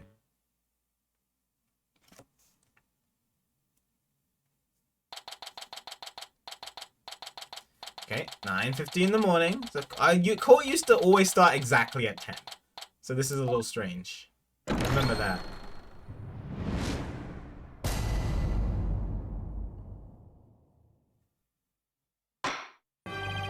Court will now reconvene for the trial of Juniper Woods. The prosecution is ready, Your Honor. The defense is also ready, Your Honor. Now, I believe I instructed the prosecution to further their investigation. Were you able to locate the remote switch in question? I'm afraid the remote switch is still missing, Your Honor. I must say, I'm disappointed, Mr. Payne. I wonder if that's what Apollo found? Not angry. Just disappointed, that's worse. I apologize, Your Honor. Aha! Looks like the prosecution is just as unprepared as I am. There is a separate matter, however, that I would like to bring up during this trial. A separate matter, you say? And what might that be? I assume you are aware that another incident occurred during yesterday's trial. I'm speaking, of course, of the assault on Mr. Justice in the ruined courtroom number 4. Why is he bringing that up? Yes, what a truly harrowing experience it must have been. Poor Mr. Justice. At the time of the attack, Mr. Justice was not alone. He was with the defendant, Miss Juniper Woods. He isn't going where I think he's going with this, is he? The prosecution wishes to indict Miss Woods on the charge of Mr. Justice.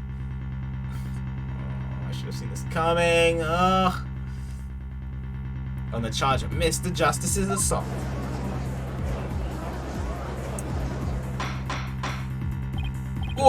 Order in the court. Mr. Payne, that incident under deliberation here is the incident under deliberation here is the courtroom bombing. The assault on Mr. Justice has nothing to do with this trial. But I believe there is a connection between this case and Mr. Justice's assault. Please take a moment to consider these facts. Both events occurred in courtroom number 4. Ooh, I'm getting a little map. I always love this in Ace Attorney when you get a little map. This is the location in courtroom number 4 where the unconscious Mr. Justice was discovered. As you can see, it's quite close to where Detective Arm's body was found. Okay. That counts as AJ. The question is, why did the culprit feel the need to maliciously attack Mr. Justice? I'm glad you guys like the emote. Why indeed? What do you believe their motive to be, Mr. Payne? I believe Mr. Justice found something in that courtroom while Miss Woods was here with him. Evidence that fingered her as the perpetrator of the bombing. You mean he found some incriminating evidence? Precisely. And so, I surmised that the defendant picked up a piece of rubble and hit Mr. Justice on the back of the head in order to silence him. Objection! Junie would never do such a thing. She was devastated when we found Apollo hurt like that. Miss Sykes, please control your outbursts. It is the prosecution's belief that by deliberating on Mr. Justice's assault, we will draw ever closer to the truth of the courtroom bombing itself. Very well. Miss Woods is hereby officially indicted on the charge of assaulting Mr. Justice. What? Why are you listening to Mr. Dupé over there? Although, considering our conversation yesterday, I think Apollo might have figured something out.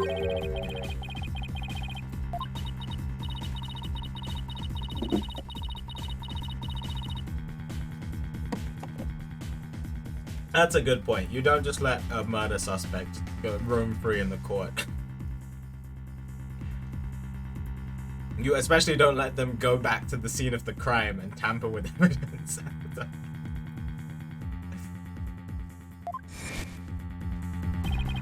Maybe the two incidents really are related after all. I would like to start by hearing from the defendant herself. Very well, bailiff. Please bring Miss Woods to the witness stand. Hello. Oh, she's still coughing. I'm sorry. I can't seem to stop.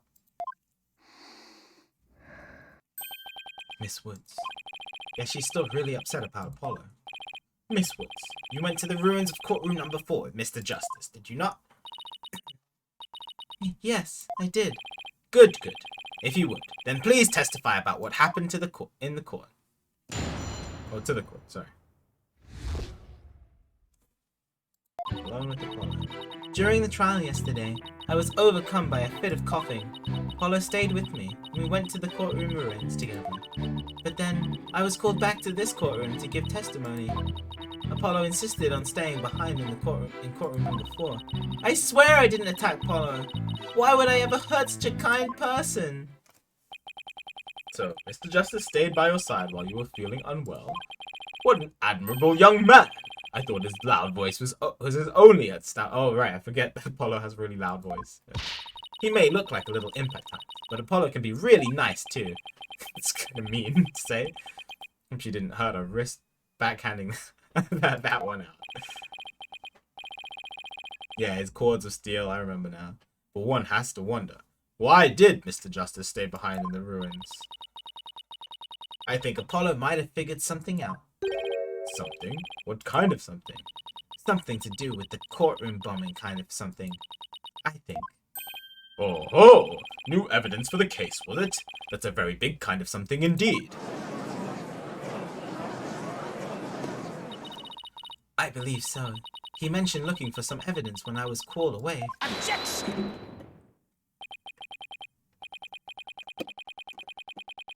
Just as I thought. There is a connection between the two incidents. But the defendant has told a very big lie, Your Honor. What lie is that? When she learned Mr. Justice would be looking for evidence, she attacked him. She attacked him to give herself the chance to destroy that evidence. No! I never... Objection! Miss Woods repaid Mr. Justice's kindness with violence. We found proof of a foul deed there in this courtroom ruins.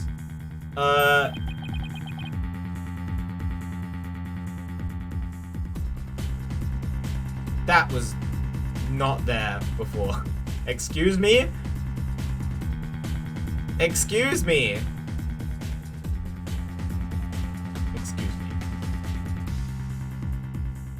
Actually, if you look at it upside down, it says 5000M.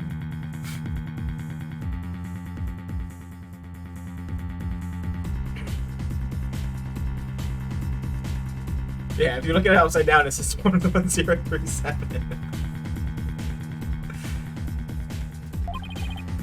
What on earth? What on earth? Do you see it? There, in front of Mr. Justice's right hand. Yeah, they always love to do this. I mean, it's such a big trope in murder mysteries. Last moments, you just write something down.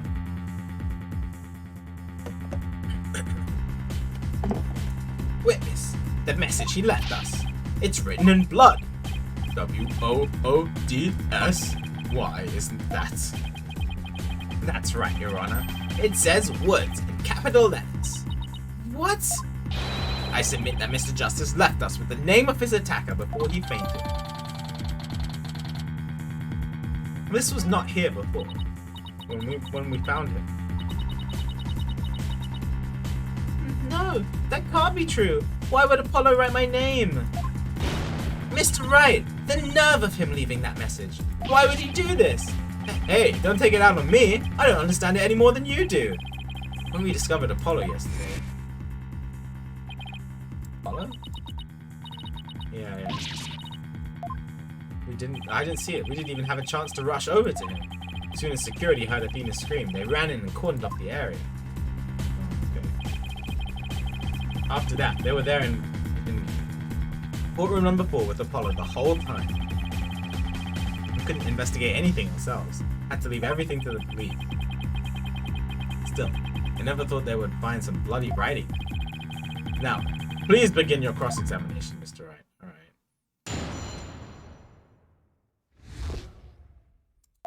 Apollo, during the trial yesterday, I was overcome by a bit of coughing. Yep. Apollo stayed with me and we went to the courtroom ruins together.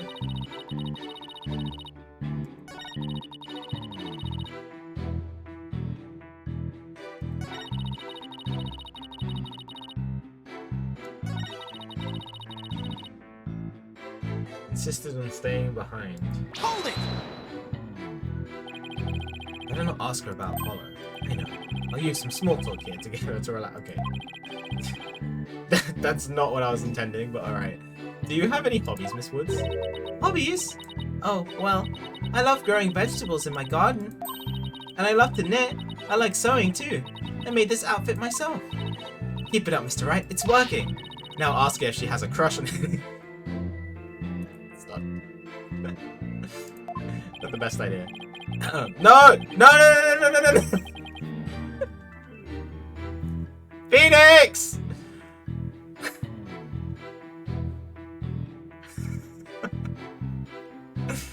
Oh my god, why would you listen to Athena? Is there anyone in particular you like right now? Mr. Wright, is that question even remotely related to this case? To this case? Not really.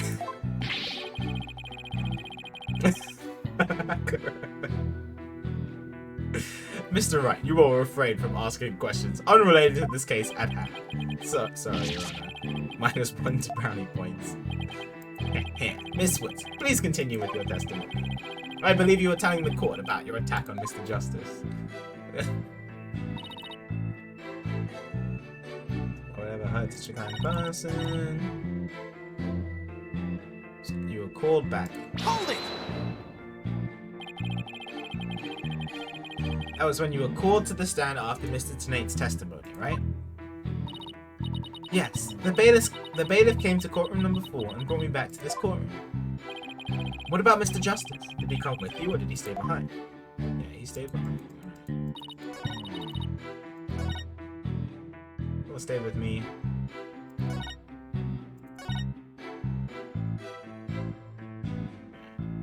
Together. Whose idea was it? Why exactly did you go to the courtroom ruins?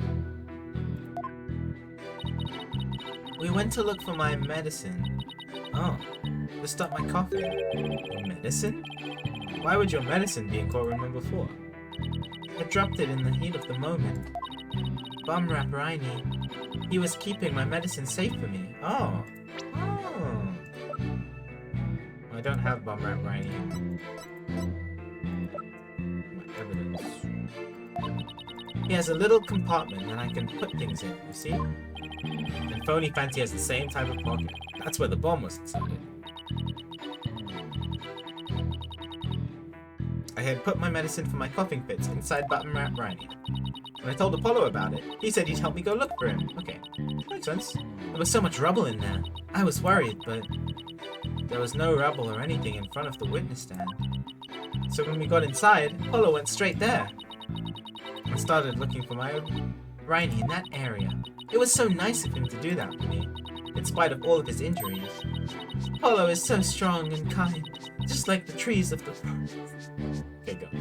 Calm down. The way she makes him sound, you think Apollo was some kind of ancient god. Oh, wait. Good one.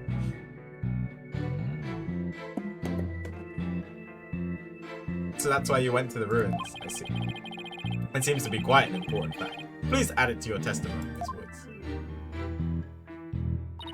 Apollo started looking for Bum Rat Riney near the witness stand, where there was no rubble. Is that where he was on the map?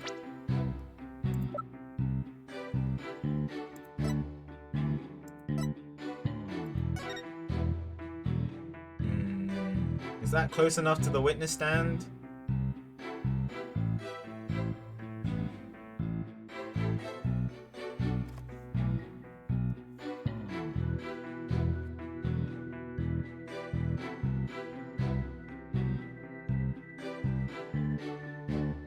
Is this rubble here? It looks too, like, the middle part. It looks too, neat. But if that is rubble as well, then he couldn't even get to the witness stand. Why are you lying to me? Okay.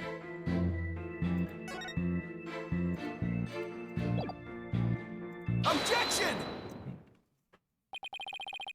So he started to search with the witness stand, you say? That's right. I guess maybe he wanted to start from the furthest point in the room. He was being so brave and strong. But that's odd. Under the circumstances, he shouldn't have been capable of it. But he was! And he still is! He might not look it, but he really is brave and kind too. Okay, calm down about Apollo, it's fine. No, that's not the part I'm finding fault with.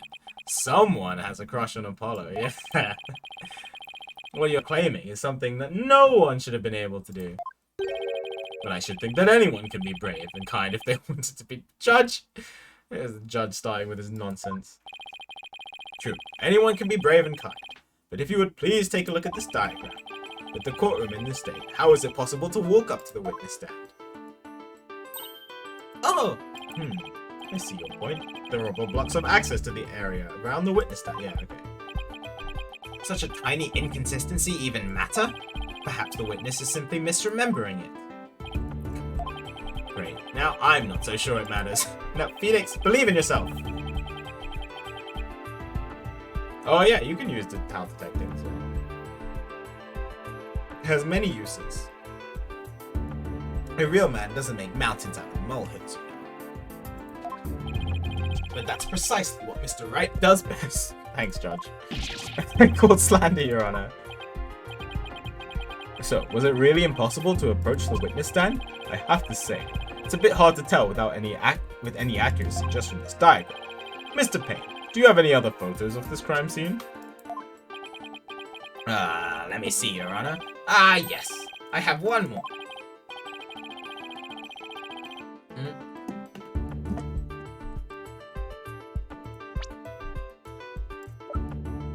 What number was on here? Why is the bomb transport case in here? Is that supposed to be here?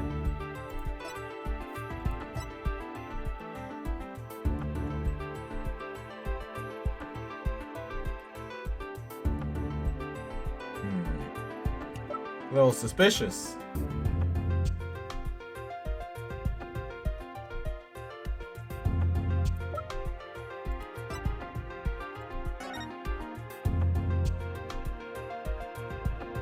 Oh, maybe it is supposed to. Maybe that's what this is. Okay, maybe it is supposed to be here.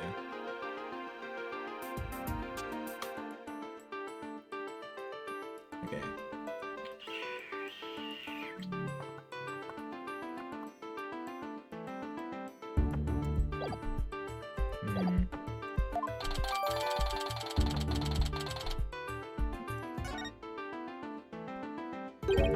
Huh? What's that hunk of metal on wheels? Right. Mr. Payne, is the metallic object in that photo Mr. Tenate's bomb transport case? That's right. Is there some problem? Ah, yes. That transport case was there in courtroom number 4 when the bomb went. It must have been there ever since. Oh, that's it. Miss Woods, have you remembered something? Yes. I just realized. Its position. It's different from before. Its position? A position of what? The position of that big metal thing. The bomb transport case? Yes. When Apollo and I went there, it was in a different place. Where the case is in the photo was open space, so it was easy to search the stand. I see. So where was the transport case when you and Mr. Justice saw it? As I recall, I think it was more to the right. To the right? Then that means... In that case, the case was over there at the time of Apollo's attack. Well, if the case was over here... Oh, you can't see it. I'm pointing my mouse. The case was to the right. Then... How did Apollo write the word woods? It doesn't add up. Doesn't add up, Payne. Just doesn't add up. Who cares where the transport case was? When? What difference does it make? It has nothing to do at all with what we were talking about. Objection! Ah, yeah, objection. That's a good point. Look at that finger wag. Where the transport case has everything to do with this discussion. In fact, it's so important that it's enough to turn the prosecution's argument on its ear. What? Well, that certainly sounds very relevant indeed. And you sound as though you know where the case was at the time of the attack. Yes, Your Honor. This diagram represents the crime scene shown in the photo. And this is where the transport case was at the time of the assault on Mr. Justice. Right, I have this. The bomb transport case was here at the time of Apollo's attack. Right here. I'm guessing, based on what I've been told. Take that! Your Honor, I assert that this is where the transport case was at the time of the assault. But that's... inconceivable! Miss Woods, was this where the transport case was when you saw it? Yes, that's where it was. Thank you, Miss Woods. I'm sure the court has noted an interesting fact about this position. The transport case covers up the writing in blood. Exactly. If the transport case was in that position at the time of the assault, then no message could have been written there, because the case was in the way, which leads us to conclude that Mr. Justice couldn't have left that bloody writing. Isn't that more just he said, she said? Yeah, exactly. Payne brings up a good point. Why should we believe the defendant's claim that the case was in a different position? He's obviously lying! Objection! The fact that the case was moved after the assault on Mr. Justice is proved by more than Miss Wood's testimony alone. It is? Oh boy, Phoenix is seeing things that I'm not. Is that?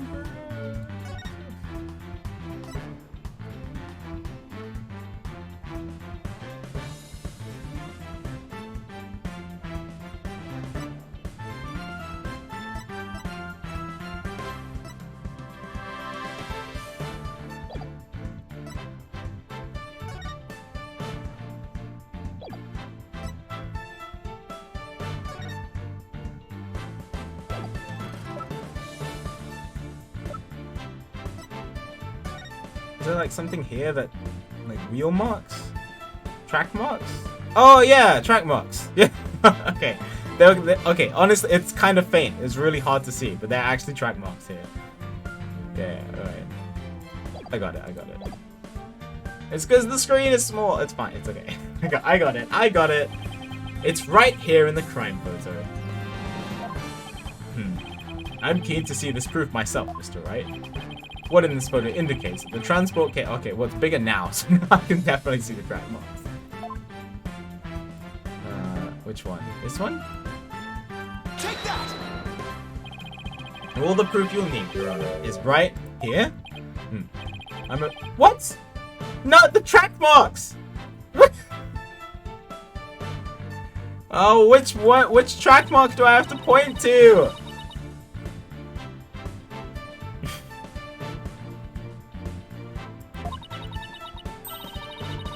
No, I know, no. What do you mean, Talon, please? It's right. The track marks. I know.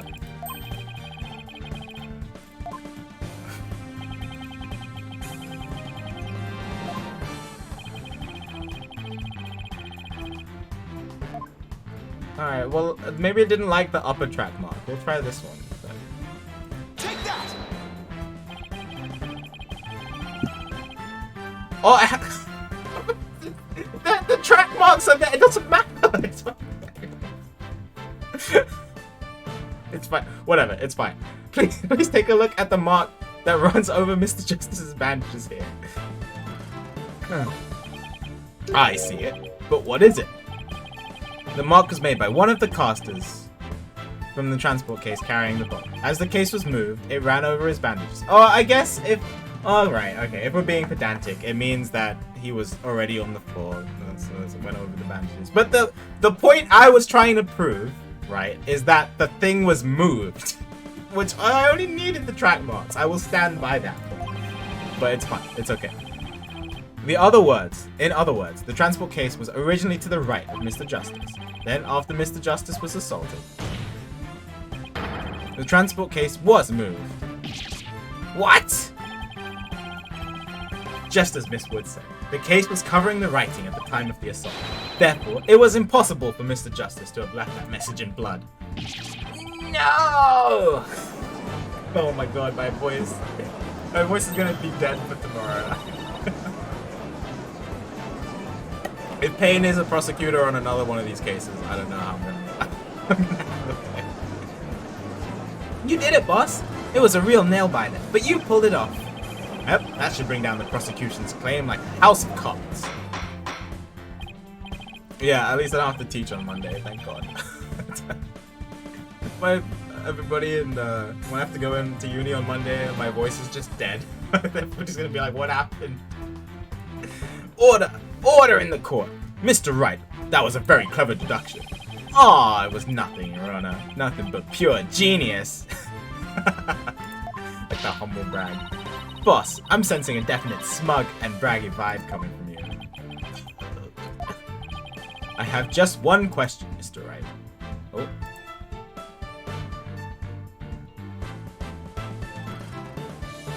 Sorry. Yes, Your Honor? If Mr. Justice didn't leave this message in blood, then who did? Huh? What? Well, somebody else who was in the room. Oh! Well... It's like I should have taken that train of thought to the last station. No, it's fine, it's fine. It's fine. Well, I've heard a lot about this. So this is Mr. Wright's famous bluffing technique, is it? Yeah, classic Nick Blunt. Not Nick Blunt, Nick Bluff. Ah, this feeling. It brings back memories of the old days. Back when you carved out a name for yourself by bluffing your way through thick and thin. Indeed, that is me, Phoenix Wright. Gee, Mr. Wright, the judge kind of makes you sound no better than a two-bit con man. You made your argument with such confidence, Mr. Wright. Now I'd like to hear your answer with just as much confidence. Hey, until the judge asked the question, you didn't catch on either, Buster. What now, boss? I hope you didn't bluff your way into a corner. Think, Phoenix, think. There must be a way through this. I like how it zoomed out so that it can get the pan-in shot. I have to dig my way to the truth somehow. Who could have written that message in blood? The culprit? I think that's what it wants me to choose.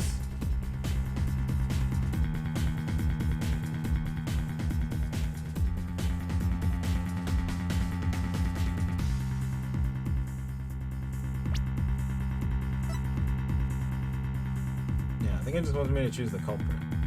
To try to frame Woods. Unless it wants me to choose a specific person. Let's just go with the culprit. Apollo didn't leave that bloody writing. Maybe it was Apollo's attacker who wrote it and made it look like Apollo did it? That seems like the most reasonable explanation. Right. But wait a minute. I just realized something, boss. What is it?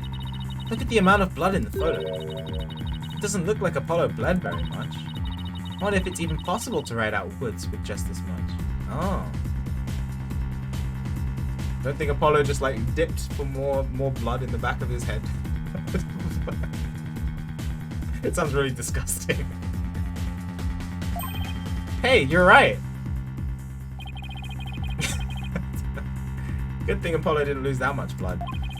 Might be a factor in why he survived. Okay, well then it must have been what's her face? Candace.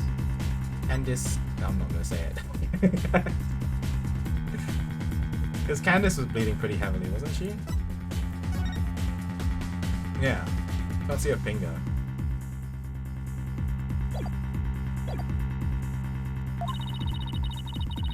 Or maybe it was the culprit using Candace's blood.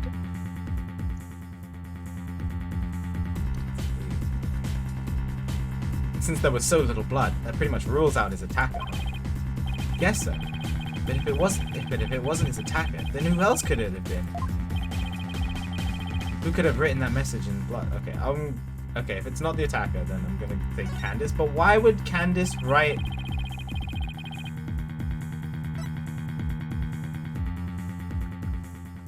really want to do this for stream value, but it's fine.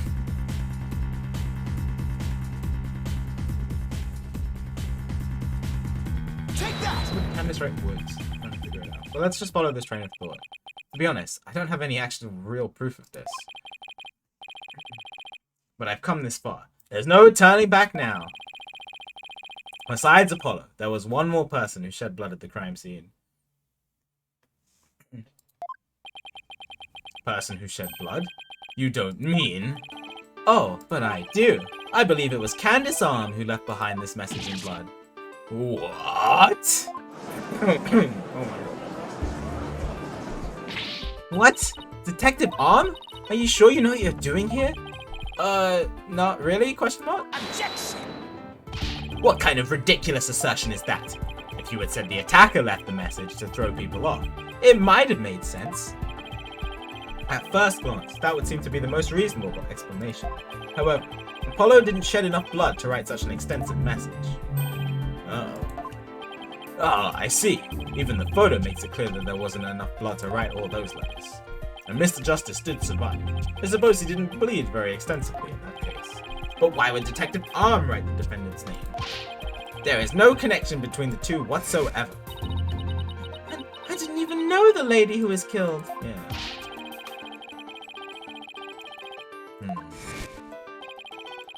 They had never even met each other.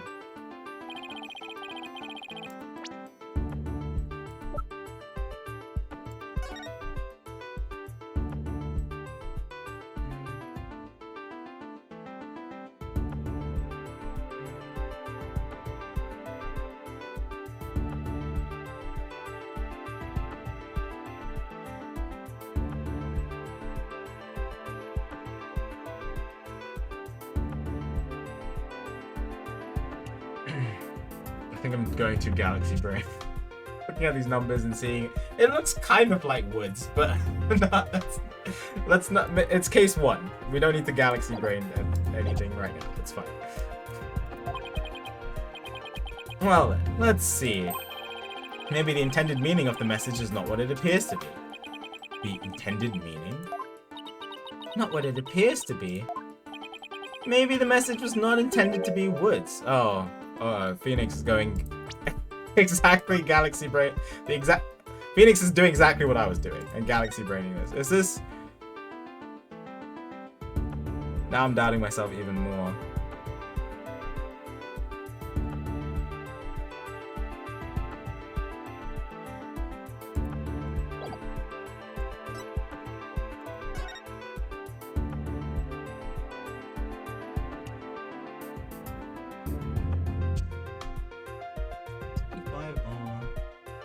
Maybe.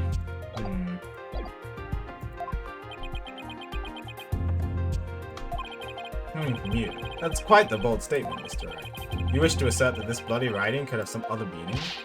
Yes, Your Honor. For something I pulled out of a wormhole. It could turn out to be true, right? Objection! I think Phoenix is going with this, so I'm a little more confident in it. It clearly says woods, as anyone can plainly see. Alright, you know what? I'm getting a pen and a piece of paper. Because I know what direction this is going in. I need to test for myself. Yes, can I turn...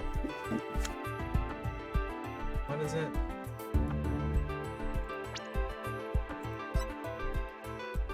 I do have my whiteboard. I just can just do it, but it has the maths on it. I don't want to rub it out.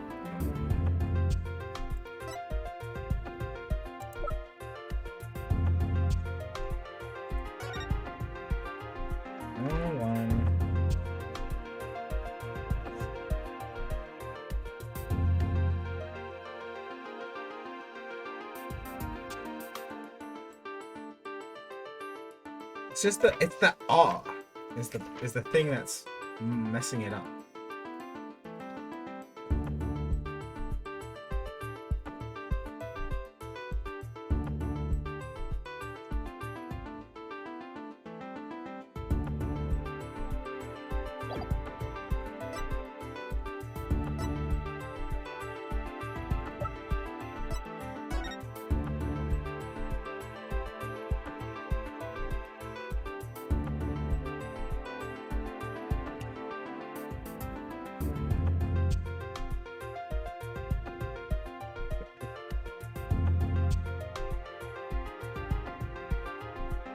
That W does look kind of weird, to be honest. Maybe that W is supposed to be L1.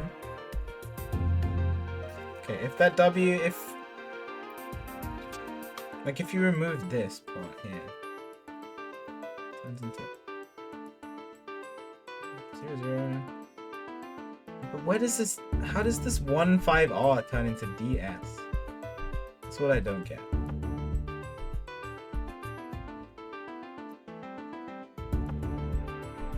Well, I can see, okay, the D...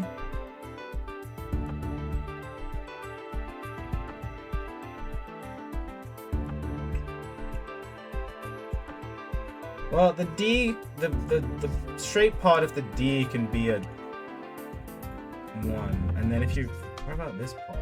You'll get, and then the S will be a 5. But then where does this R come from? I don't get it. But it's so close, so this has to be what they're trying to do, right?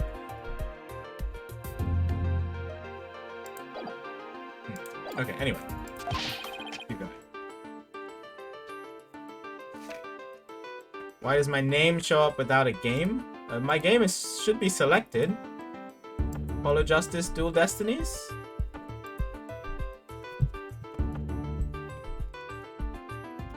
Oh, no, Apollo Justice, Phoenix, right? It's not, and not one of you noticed? How? I was definitely selected earlier.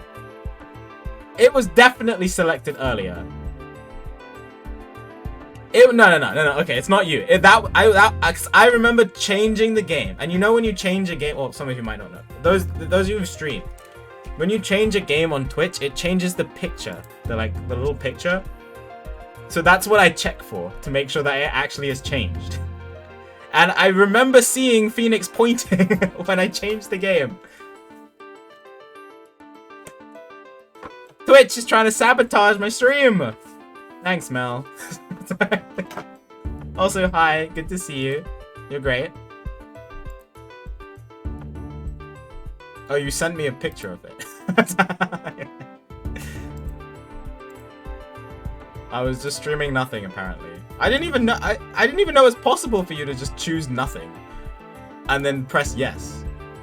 Why is that possible? To just okay. Yeah, no, I did because I wanted to test it. I didn't know it. That was me. That was me. I didn't know it was possible to actually just choose nothing for your game. Anyway, hello. Okay. All right, that's fine. Alright, back to the case. Back to the case. Sorry for the distraction. Back to the case.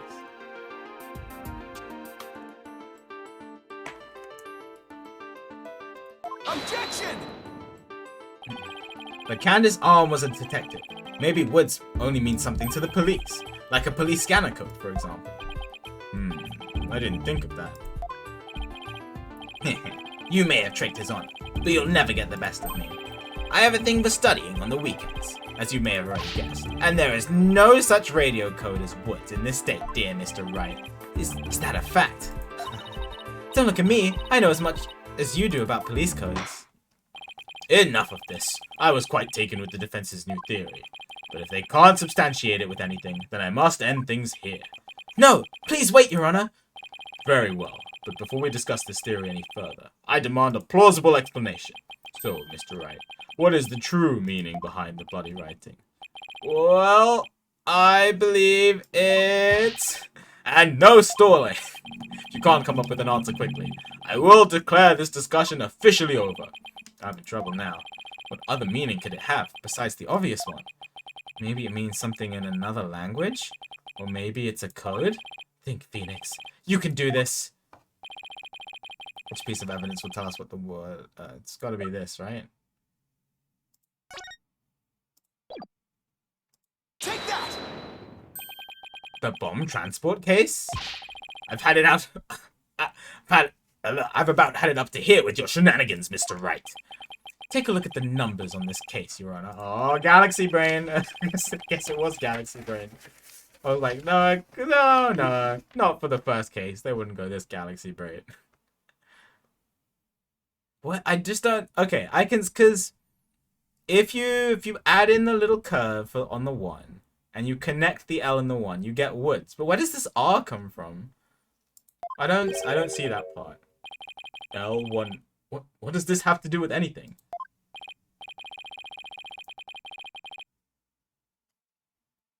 Did it deselect me again? I don't know, dude. I just want to stream. It's fine. Now, please take a look at the bloody writing shown in the crime photo. Oh, I think I see it. That'll go. That's one on my side. It says Woods. Shake. Head shake. Or you could say it's a horse of a different color, Your Honor. Is that a saying? A horse of a different color? The first character isn't a W. It's actually an L and a 1. And the next two are zeros. Oh my goodness! The true meaning behind the bloody writing isn't Miss Wood's name. It's the number engraved on this bomb transport case. What are you talking about? The next part doesn't make any sense. The next number is a 1. But the bloody writing says D. Objection! But the number on the case and the bloody writing can be made to match up quite easily. This is how the numbers on the transport case can be made to... No, this is what I didn't get! This was the part I didn't get! Unless they just... God.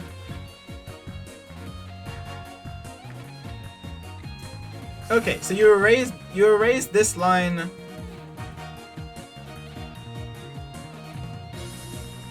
You erase this part to make the L and the 1, and then you erase this to make the 1 and the 5. But where does the freaking R come from? So it's got to be erase 2 lines, and then somehow magically vanish the R? Or, yeah, I don't know. It's erase. You have to erase at least 2 lines, at least, so it's fine.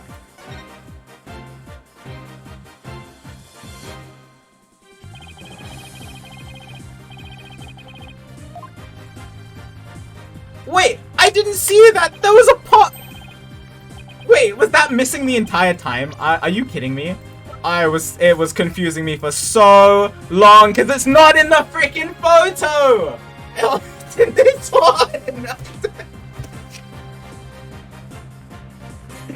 Oh my god, I was so confused, I was like...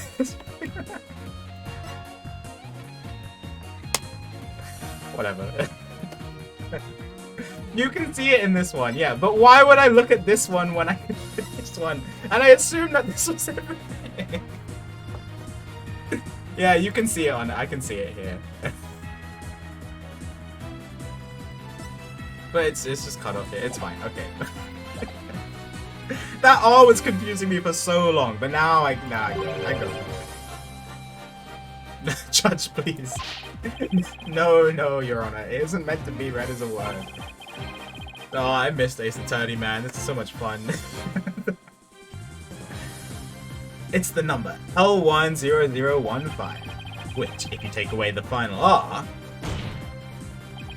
is the exact same number that's on the bomb transport case. Erase 2 lines, and they match up, you say? Well, I can change anything into anything else simply by erasing 2 lines. What if we erase 2 lines from your name? Would you be happy as Mr. Rye? Well, which Mr. Can you stop? What? The only right spelling is right. Okay. I'm doing pretty well here. I think I've drawn the right conclusion. Detective Arm's real message to us is the bomb transport case number. You're on. The 2 lines were added by the real culprit to intentionally mislead people. What? The original message Detective Arm left behind was the transport case number. But whoever insulted Apollo changed that message.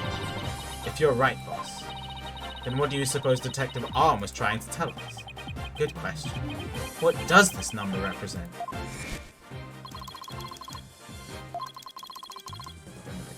Right, okay. Candace Arm lost her life in the courtroom bomb. Her dying message could only have had one purpose. No! To tell us the name of the one responsible for the bombing. Well, don't keep us in suspense, Mr. Wright. Tell us who she was trying to name. The culprit that the victim was trying to identify is none other than Mr. Destinies. Take that! The defense wishes to indict Mr. Destinies on the charge of the courtroom bombing. Detonate? Apparently, disabling bombs isn't Mr. Destinies' only specialty. Somehow, the victim must have realized that he was the bomber. So when she was caught in the blast, she left his bomb transport case number as a dying message. She used Mr. Destinies' own ID number to finger him for the crime. Objection! Why would anyone go out of their way to write an ID number? Wouldn't they simply write the person's name? Honestly, that's a good point. It's got a good point there. What do you have to say to that, Mr. Wright? That only Detective Arm would know the answers to that. But allow me to offer a theory. Perhaps Detective Arm couldn't recall Mr. Destinies' name in the heat of the moment. As I recall, this was the first meeting between the two. It's entirely possible they wouldn't have been familiar with each other. Phoenix can be so big-brained at times. Actually, he's more mature in this game, which is really, it's kind of cool. But he still has his goofy charm, which I like. Or maybe using the ID number was a real way to hide its true meaning from the culprit, thus lowering the odds that they would erase the bloody writing. But no matter what the reason, the important thing is the meaning behind her message. The fact remains, she wrote Mr. Destinies' ID number. Now, just one moment here. There hasn't been any proof yet that it was indeed Detective Arm who wrote it. The bloody writing wasn't found during the investigation after the blast. Yeah, because the thing was covering it, right?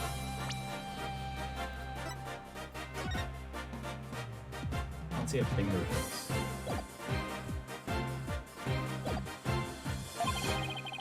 If Detective Arm had left that message, it should have been found at that time. Naturally, Mr. Destinies hid it before anyone else could discover it. And there's a simple explanation for how he was able to do so. What? Mr. Destinies was able to cover the message up because he is wearing those weird goggles. Oh yeah, he was the first to find the body. So good point, Phoenix. Thank God that was multiple choice. Okay.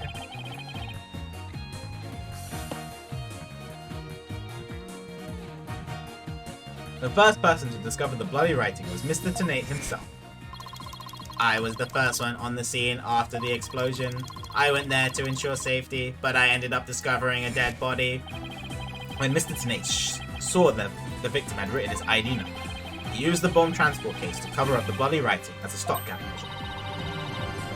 Oh, so that's why the message in blood was under the transport case. He didn't have enough time to try and scrub away the writing. If he didn't report the body right away, he would look suspicious. So the letters lived on to serve another function, when Mr. Destinies used them in another incident. Oh, the assault on Mr. Justice. Exactly. Mr. Snake hit upon a plan to use the bloody writing for his own purposes. So he didn't clean it away. Instead, he just made it look like Mr. Justice wrote it. By adding 2 lines to the writing that Detective Arm left behind. He changed the meaning of this message. He made it look like Mr. Justice was accusing Miss Woods of the attack. So that means the only person who could have altered the bloody writing was this courtroom bomb, who was the same person that assaulted Mr. Justice. And that person is Destinies. Got it.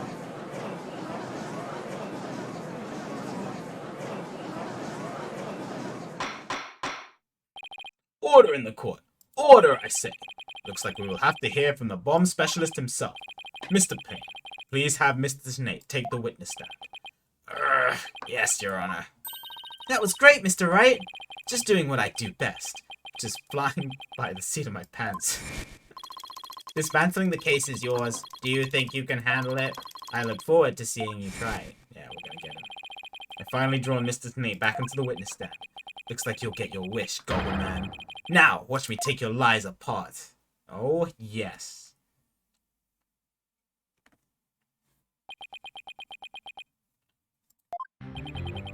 Mr. Tonight, I'm afraid we have a few more questions for you. I understand the situation, Your Honor. I was keeping a close eye on the proceedings from the gallery. The allegations are all laughable. Objection! I wouldn't be laughing if I were you, Mr. Tonight. The message in blood matches your ID number. Dramatic zoom in on the case. The same ID number that is there on that bomb transport case. Such a far-fetched theory. No better than a tangled ball of wires. I have them untangled for you in no time at all. You were the first person on the scene after Detective Arm left a message in blood. You were the only one who could have hidden the writing, and then use it again later. I see ×2, but then, let me ask you, do you have any proof that Detective Arm wrote that message? It's a very good question. Well, do you, Mr. Wright? The best way to prove that Detective Arm wrote the message is to...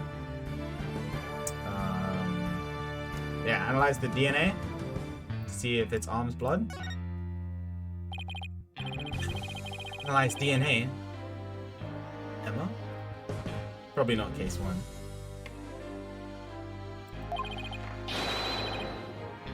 Once we know whose it is, it will be obvious as to who wrote the message. Oh. Very well. Bailiff, please put in a request for a DNA test with the forensics team. Yes, Your Honor. It will be some time before we have the results of the analysis. Till then, let's hear more from the witness. I would like nothing more, Your Honor. I want the court to hear how ridiculous the defense's theory is. Alright. After the explosion. I admit, I was the first one on the scene after the explosion. But there was no bloody writing there at the time.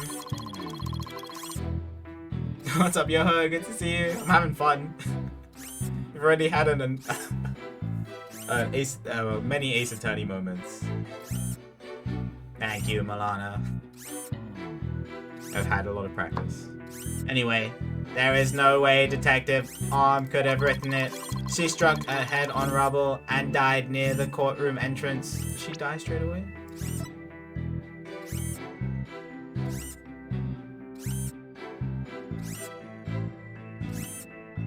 Flat object.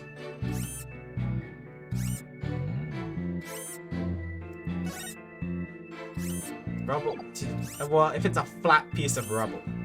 But did you ever find your wisp, Omega? I like how you can hear the you can hear his goggles zooming in and out.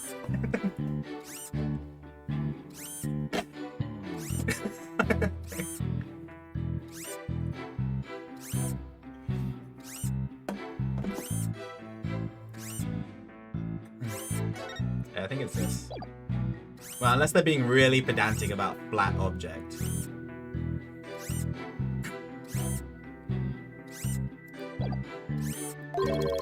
She was too far away from where the bloody message was found. So, you're saying that the victim's body was nowhere near where the writing was?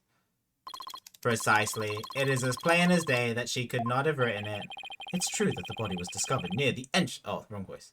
It's true that the body was discovered near the entrance to the courtroom. Please have a look at this crime scene photo. Oh. As you can see, there is blood on the rubble near the victim's body. Okay, that is definitely not a flat object. That is a corner.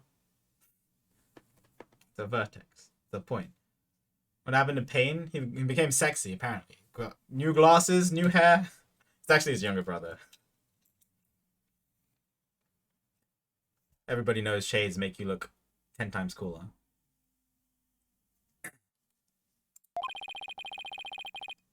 She must have died after hitting her head there.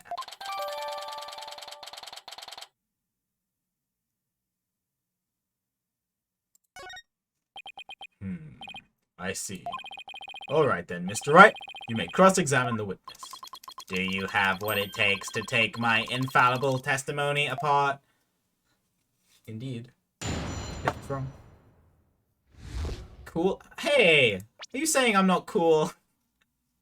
Oh wait, hang on. I need to actually get to the...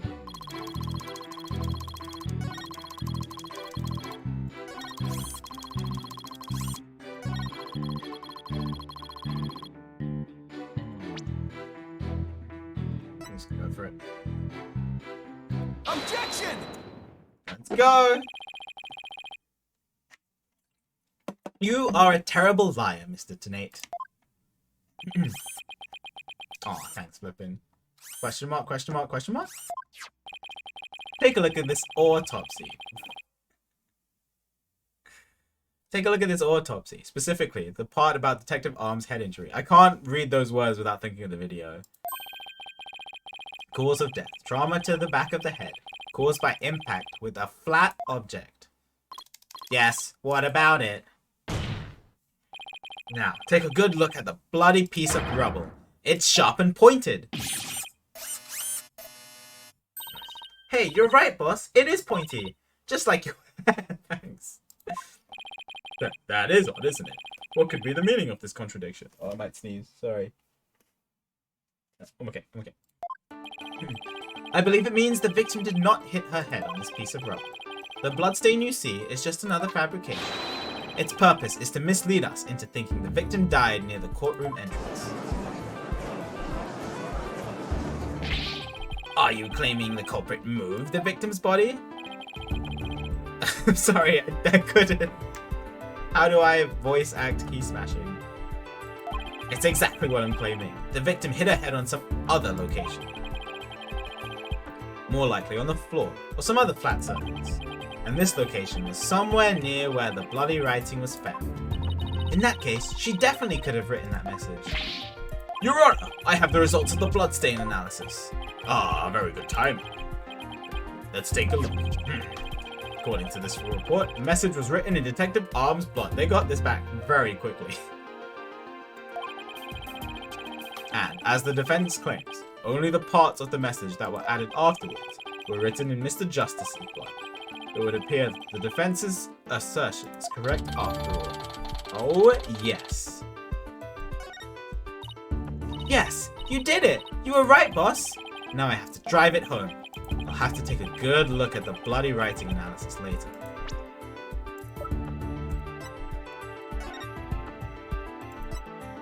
Analysis definitely proves the blood of the writing to be that of the victim, Candace Arm, age 27. However, the lines that were added later were found to be written in the blood of Apollo Justice, aged 23.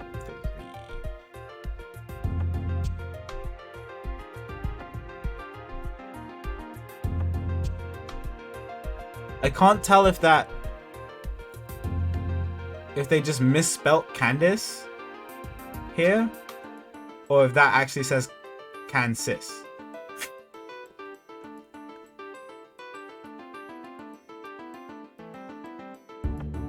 How old is she? 27. Okay. I don't know if it's Yeah, it's probably just a screen issue. That's what I'm hoping for. But there have definitely been typos in this game before.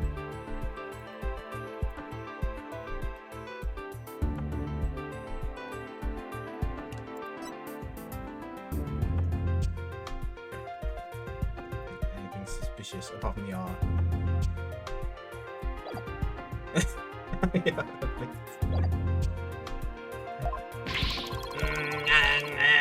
One. There you go. Are you happy now? Mr. Snake, it is now apparent that you have told several lies to this court. I hope you have some sort of explanation for yourself. Fine, I will confess. You will? But then, why are you so calm? This time, I will tell the truth. Okay.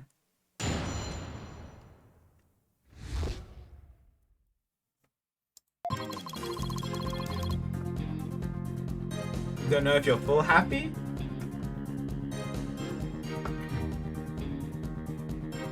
It is true that Detective Arm wrote my ID number. She very plainly wrote L10015R. I was shocked, but I did not detonate that bomb. Detective Arm must have mistaken me for the real bomber.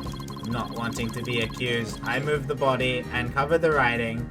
My bad. Yeah, you're bad. It's okay, dude. It happens all the time.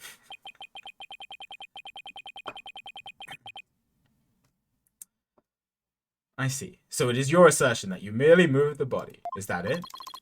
That is correct. I did not kill Detective Arm. Oh, well. If that's all you did, then Judge... Wait a minute. That in and of itself is a criminal act. Glad to see you finally crossed that finish line, Your Honor. Very well, then. Your cross-examination, please, Mr. Wright. Ah, bad bro. You won't do it again. It's okay.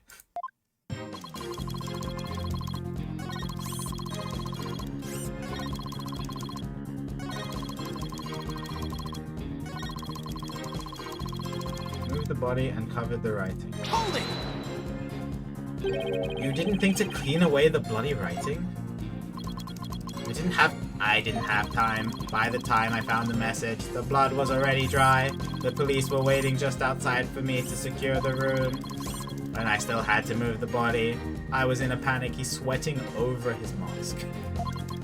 With no time to spare, I temporarily covered the writing with my case. Do you think the police would find it during their investigation? Regulations stipulate only specialists may touch transport cases because of the danger, you see.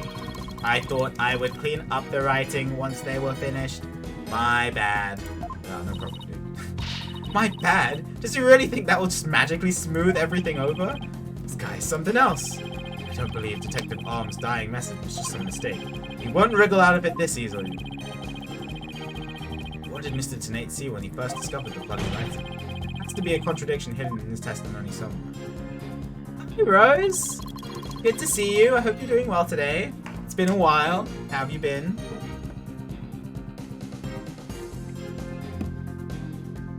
How's the hubby?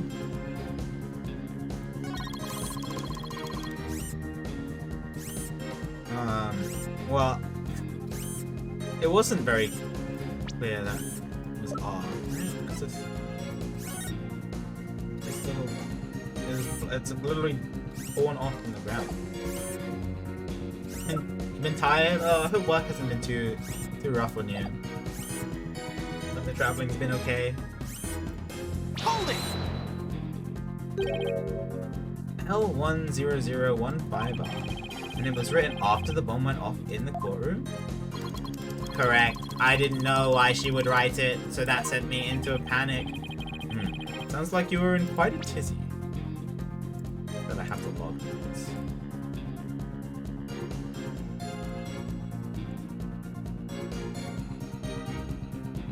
It was written after the bomb went off. Okay, yeah, this is definitely a contradiction because unless he was able to physically rip the piece of the ground off, then the bomb must have been the thing that broke the R, the ending part of it off. So she wrote it before.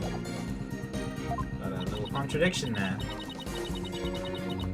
Abby, it's great. That's good to hear. Glad you guys are doing well.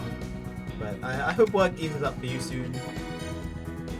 I understand the feeling of intense work. That was, ugh. The last few months have been really rough for me as well. I can't imagine coming across the message "Sykes" written in blood. If I saw "Gasp in Pain" written in blood, it'd certainly make me... Rest assured, Mr. Tenay, I understand how you must have felt. Oh, okay, I got you, Well, I hope everything's okay with you. Should definitely catch up soon. And again, if you ever fly into London, let me know. Just message me whenever. I will be down to meet. Definitely. So it's big, just because the teaching. I was the quick overview. I was placed for my second placement at my school. I was placed in a not very good school, and it was really rough having to go in there every day. Plus with the stress of the paperwork and the assignments, the essays that I had to do. It was tough, but all of that's sorted, done with the teaching, handed in my final assignment, just got a few little more admin things to do, so this week has been really relaxing, which has been nice. So you discovered your ID number written at the blood on the seat, and? That is right, I saw it with my own eyes, it very clearly said, okay, yeah.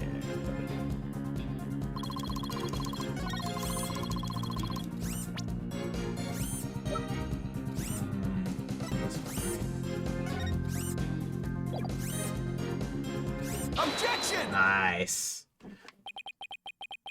The shivers you get when the music stops. I just want to make doubly sure that L10015R is what you saw in blood.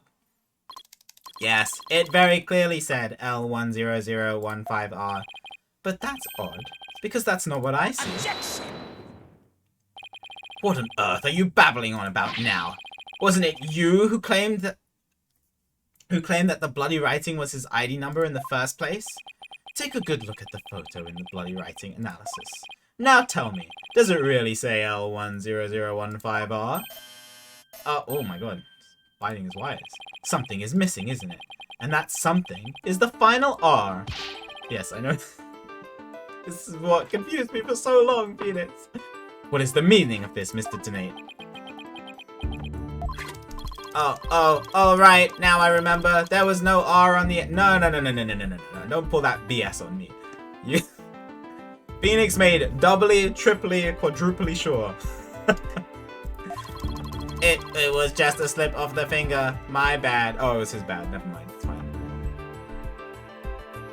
Thanks, Rose. Yeah, luckily I've had the support of not only like my community on Twitch and stuff, but I made some really fantastic friends in this course. So, been able to help each other. I'm sure it's similar to like the friends you made from your flight attendant training and stuff.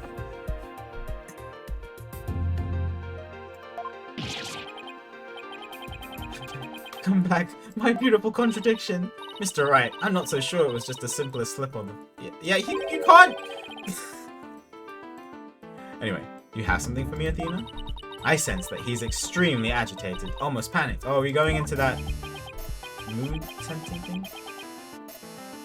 He does look pretty flustered. Nah, he looks fine. What are you talking about?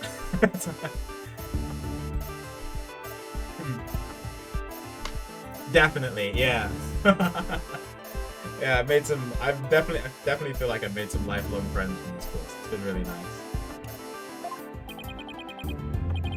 Well, Mr. Wright, it appears it was nothing more than a mere mistake. No, you got... I don't know. Did he really just make a typo? What about that R? Did Mr. Tenay really see it? Oh, now I'm doubting myself. Oh my god. Wait. What?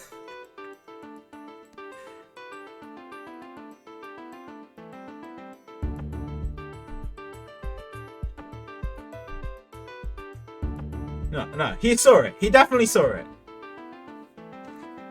And he's saying he didn't see it. Yeah. I'm getting gaslit. No. Believe in myself. Stop. No. He actually saw it. It's fine. Maybe Mr. Tenay really did see the art. But there's no R any in the... Yeah, no, he saw it. Yeah, no. Yeah, okay. No, he saw it before the explosion happened. Now that I take another good look at this photo, I think maybe... That's it! What is it now, Mr. Wright? Are you trying to imitate Apollo and his cords of steel? Oh, cords of steel. I've got it. So that's what happened. A slip of the finger? Is that really all it was? Because I don't think so. I propose that Mr. Snape really did see the letter R. But the photo clearly shows that there is no R. It's the... You see it? No, Your Honor. Actually, just the opposite is true. The photo shows that Mr. Snape actually could have seen the R. If you're gonna make that claim, then you better be able to point out what you mean. What part of the photo shows that Mr. Snape could have seen the R? The R, which is right here. Take that! Please look here, to the right of the file. Do you see a little bit of red? Oh, I see it, just on the edge of where the floor is broken up. That's the R that Mr. Snape saw. It's true that the witness wears some very, very odd goggles, but that doesn't mean his eyesight is bad, nor his brain power. What part of that little smudge looks like an R to you? It's the top of an R! So what Mr. Snape saw wasn't that little smudge. There was a whole and complete R written there, before the floor was damaged by the explosion. Oh well, that explains it. Care to explain what you mean? Because you just proposed that everything happened in the exact opposite order. Yep, because that's the way it really went down. The timing of when the R was written turns everything about this case around.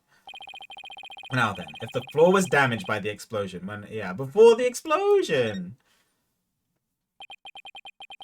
With the bloody message running off the edge of the damaged floor like that, you can only conclude that it was written before the explosion, which means she wasn't murdered by the bomb, and she was murdered by Mr. Tenate here before the bomb exploded.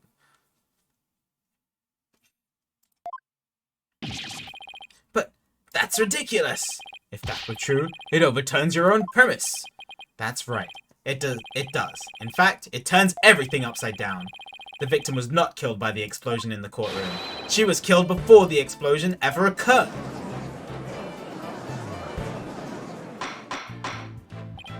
Order! Order in the court! What kind of preposterous claim is that? Have you forgotten that the victim's body was found at the scene of the explosion? Yeah, but the times between 8 and 11. The explosion didn't happen until, I think, 10. Objection! True, but consider this scenario. She was hit on the head and killed before the explosion, or even before the trial began. Her body was subsequently placed in the courtroom ruins after the bombing occurred. That way, it could be made to look like she was a victim of the blast. What? It sounds like we had better look into what the victim was doing before the trial. It is Omega, but I don't think we're going to get an updated autopsy report this time. Mr. Payne, did anyone see Detective Arm before the trial? Let's see. According to the police report. Ah, here it is. One person saw the victim before the trial. And that person was... Ted Tenate. Wait, what? No one besides Mr. Tenate saw the victim? That appears to be the case, Your Honor.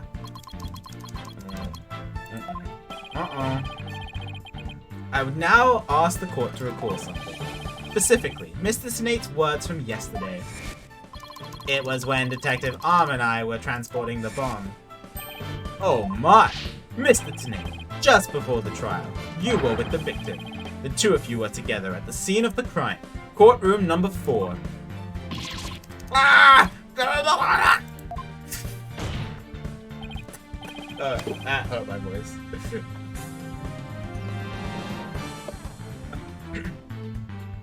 Your Honor, the defense requests new testimony from Mr. Snape.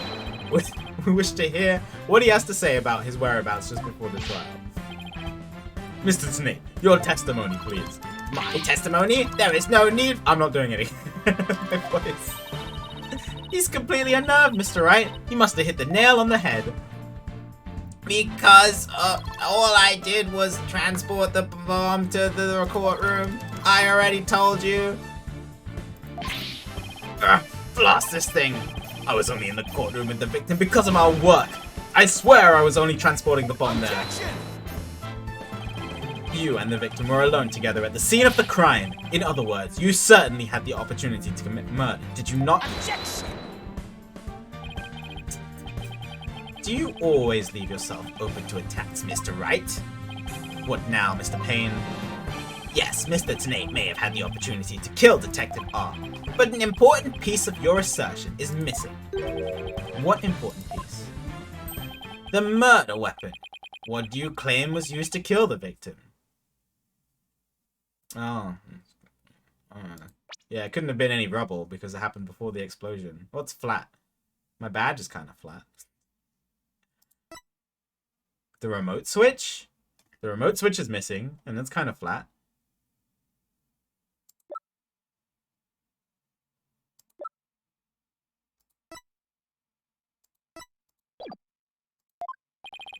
Mr. Payne has a point. Even if Mr. Tenate had the chance, without a weapon, we can't accuse him of the crime. Well, Mr. Tenate? Oh, yes, that's right. I didn't have any sort of thing that could be used as a murder weapon on me. I couldn't possibly have killed Detective Arm. Did he really have nothing he could use as a murder weapon? What is it, Athena? Just looking over the victim's autopsy report, hoping there's something in there that can point us in the right direction. Let me take a little look.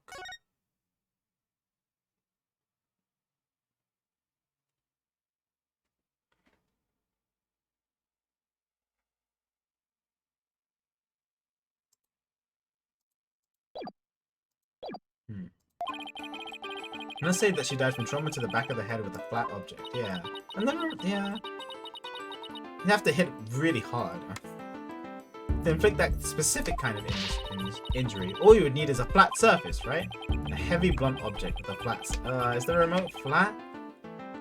Oh, sorry, no. Is the remote heavy? I know the remote's flat. Is it heavy? Well, Mr. Wright, can you indicate for the court what was used to kill Detective Arm? Believe I can. Believe being the key word here. You can? Then please do so now.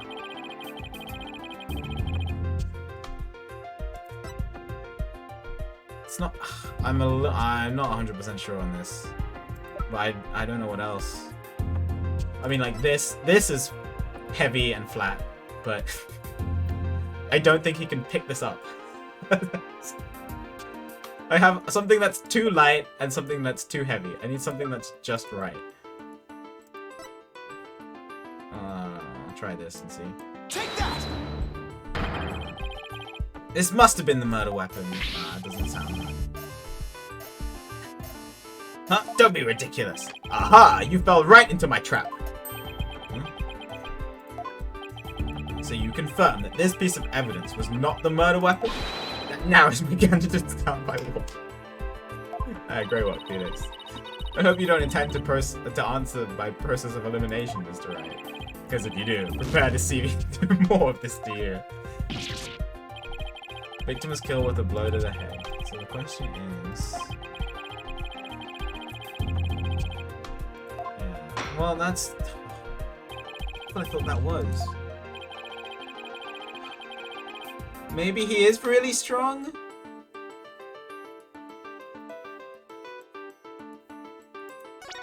I don't know. No, this thing is pretty... It looks pretty heavy.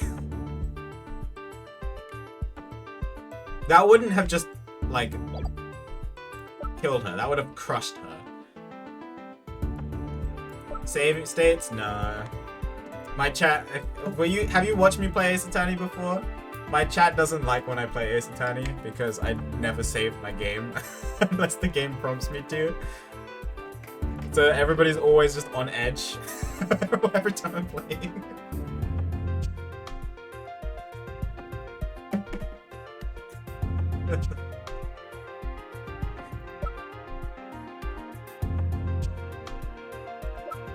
The power of being big brain, Omega.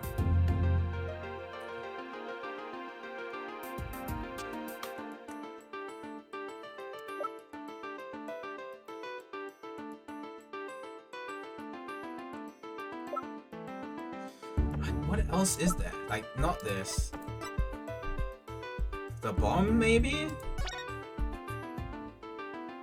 And then you could have just dismantled it. Oh, the bomb blew up. Wait. Could be the bomb. I'd say, let's go with the bomb. And if it's not the bomb, then I'll go with this. And if he is just really strong, then he's just really strong.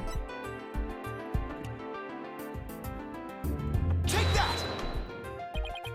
Mr. Snape, you say you didn't have anything that could be used as a weapon. But in fact, you had the perfect thing. Okay, oh, this is right. Alright, nice. I didn't even consider the bomb until this now. What the devil are you talking about? You had this. It's the bomb! I thought you were trying to prove that the victim wasn't killed by the bomb blast.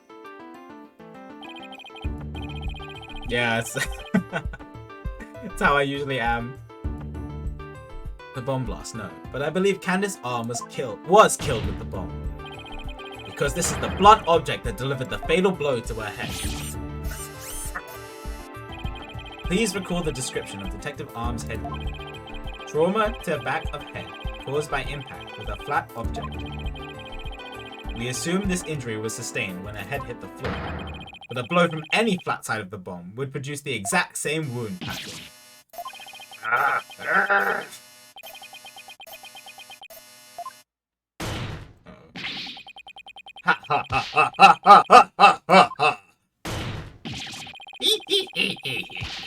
Okay. What's with him? He's having his breakdown. Then show me some proof. Where's the evidence that I hit the victim with the bomb? He's right. I don't have anything decisive. Yeah, I get like the underside of the bomb. But yeah, anything that's flat-ish. Did you find any evidence of... Did you find any of the victim's blood on the bomb? That would be decisive proof. But too bad. The bomb is blown to bits. It's long gone. Boom! Game over. Yeah! Ugh. Mr. Wright, is there really nothing on the bomb in that photo? I didn't see any blood or anything. Wait, the timer displayed is a little broken here. I did notice that, actually, but I didn't think much of it. Maybe it broke when it made contact with Detective Arm's head. That's definitely a distinct possibility. But unless we find a fragment with the victim's blood, it's not gonna count. Guess you're right. Game over again. By setting off the bomb, Nate managed to obliterate all traces of the murder weapon. What in the world do I do now? Times like these, you've got to change gears and look at things in a different way. Instead of looking for the things he wasn't able to hide, I should be able to look for a way to expose the things he did hide. Ted Tenate murdered Detective Arm before the trial started. Then he placed the body in the courtroom after the bomb went off. Which means there was something he needed to keep hidden until then. The bomb itself, right? I guess?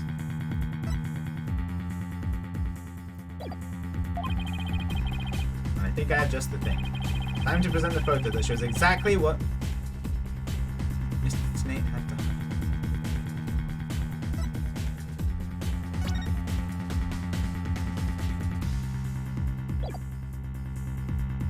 This?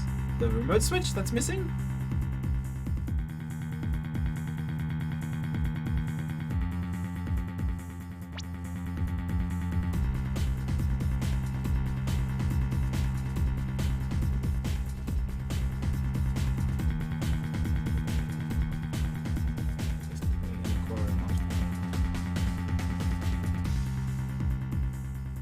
Oh, her body. Her body. Her body. Oh, I get what Phoenix is trying to say. Okay.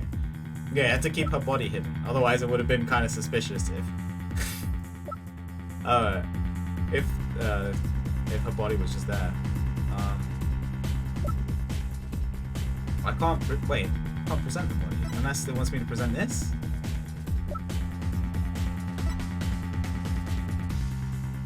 Oh, no. Okay, this. Take that! Your Honor, there's something we've all been overlooking. If the murder took place before the trial, then Mr. Tenay would have had to hide the body somewhere during the trial. Hey, you're right! And if we can figure out where the hiding place was, exactly, We might be able to find some evidence we can pin him down with. Oh. In the transport case? He has the key.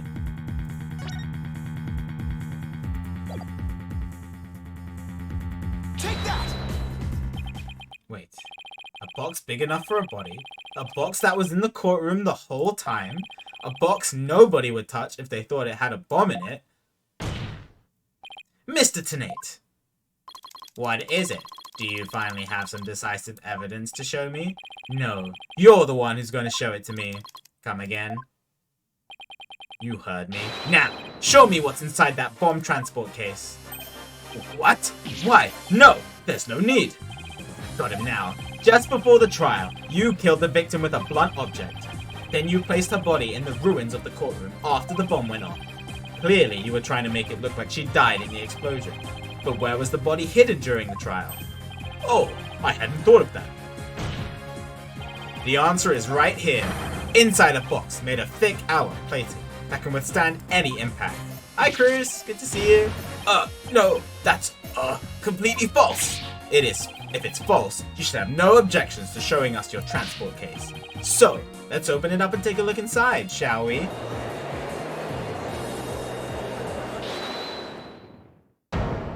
Uh-oh.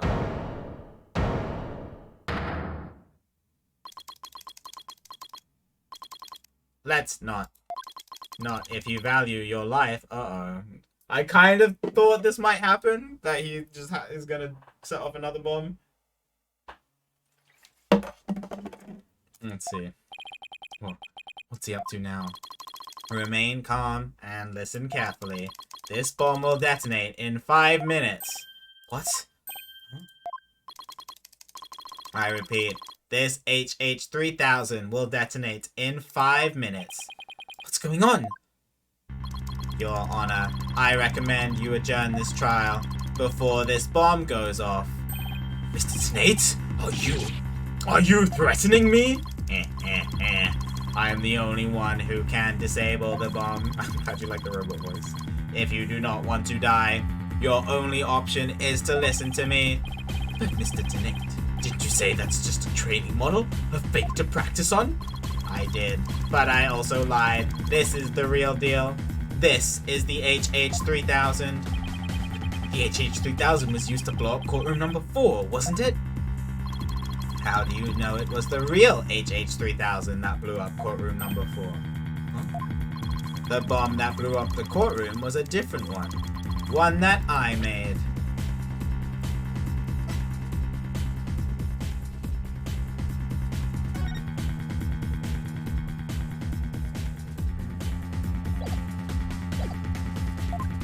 What? Then, are we to take that as a confession on your part? Take it any way you would like.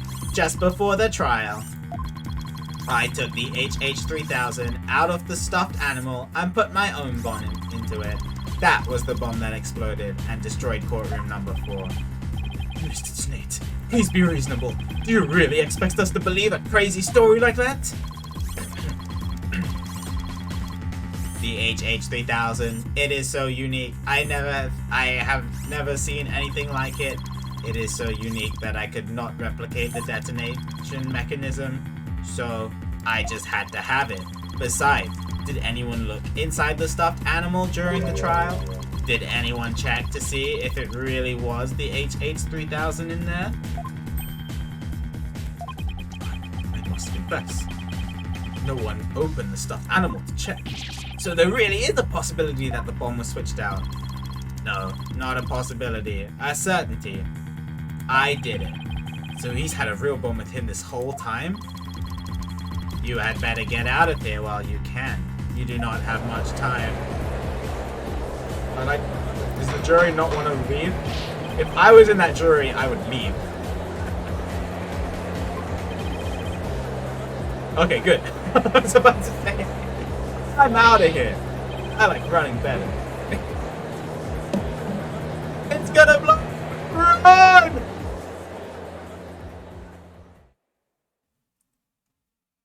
Oh, it's quiet. You four are still here. Well, well, aren't you brave?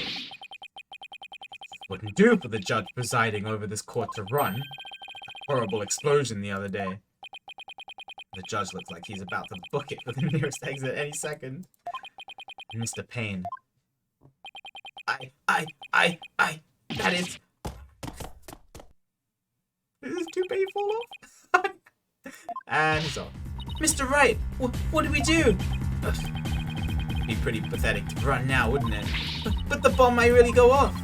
Only 3 more minutes, folk. Oh my god. Is that bomb really the HH-3000? What should I do? Run like a yellow-bellied chicken. Is he bluffing? Maybe this is just a bluff.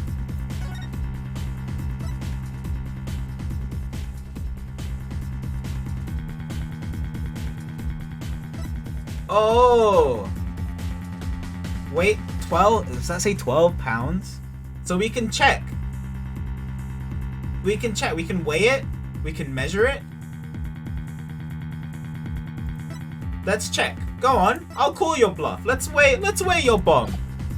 And if it does weigh 12 pounds, then I'll leave.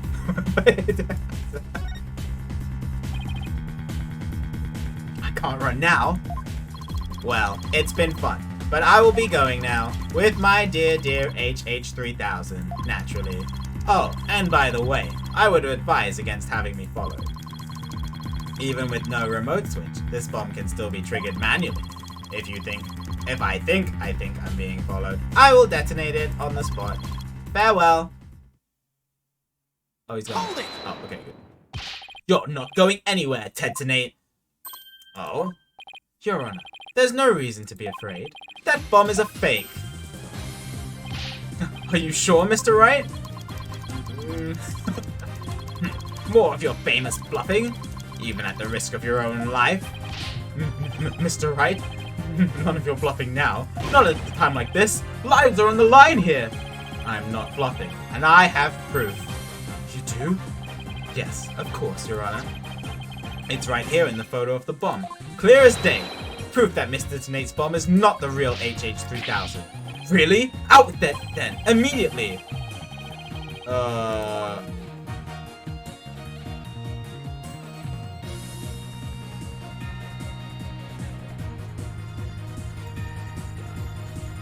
we were gonna weigh it, dude. I really didn't think it would just make me choose already.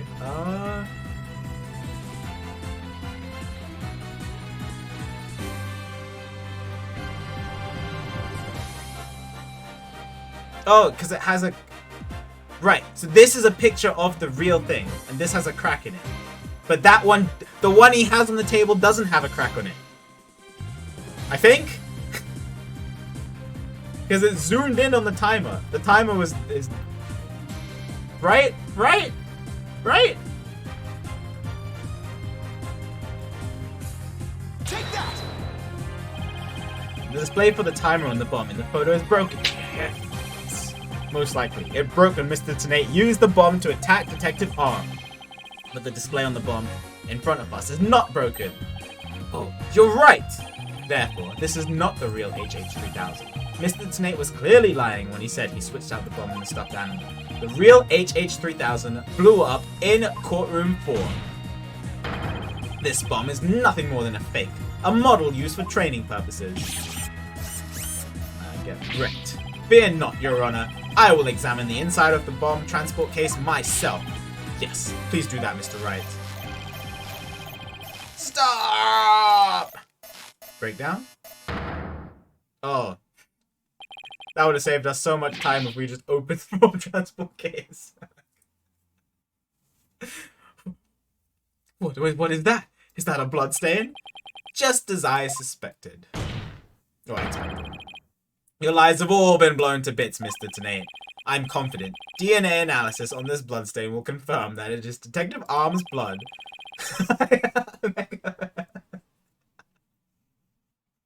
I know, right?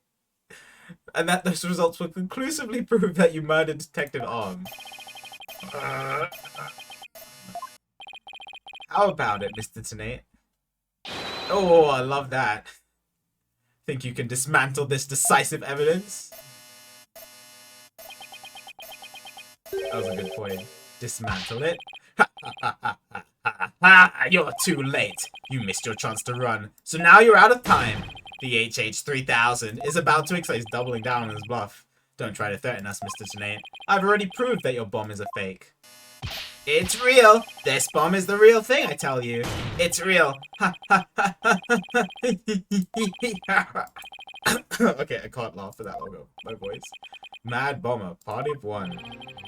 There's no time left. It's gonna blow. I have to disarm it. I have to take it apart. I can dismantle anything. I can take apart evidence. I can take apart bombs. I can dismantle it all.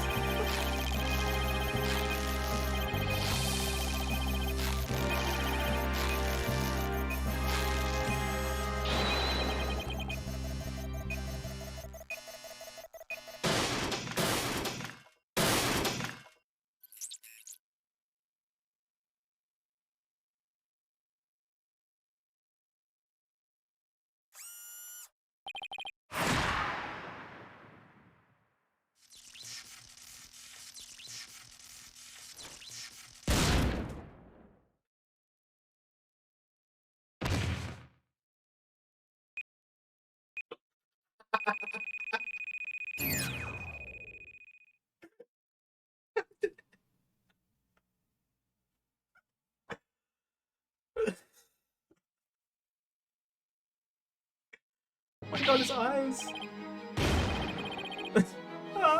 It's all over. My life has been blown to pieces. It's all that stupid woman's fault. I was selling the bombs I disarmed on the black market. When I tried to take this one, she just had to notice, didn't she? Oh.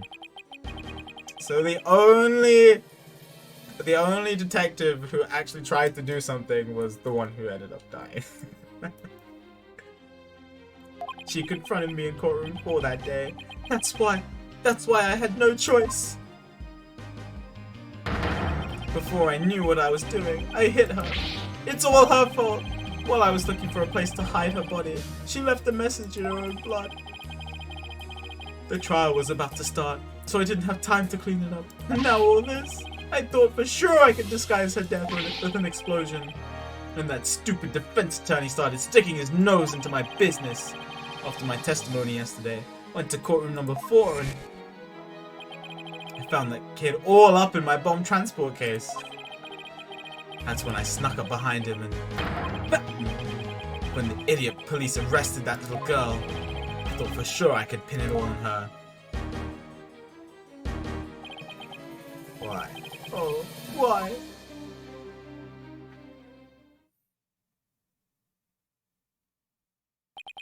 Ted to Nate, you are hereby under arrest on suspicion of the courtroom bombing and the assault on Mr. Justice. Your innocence or guilt will be determined at a later trial. Now, I see that members of the public have returned to the gallery. One person, however, seems to still be running far away. Be that as it may, I will now announce Mr. Juniper Wood's verdict. Nice. Woohoo! That's really loud. The cheering is really loud compared to how it normally happens.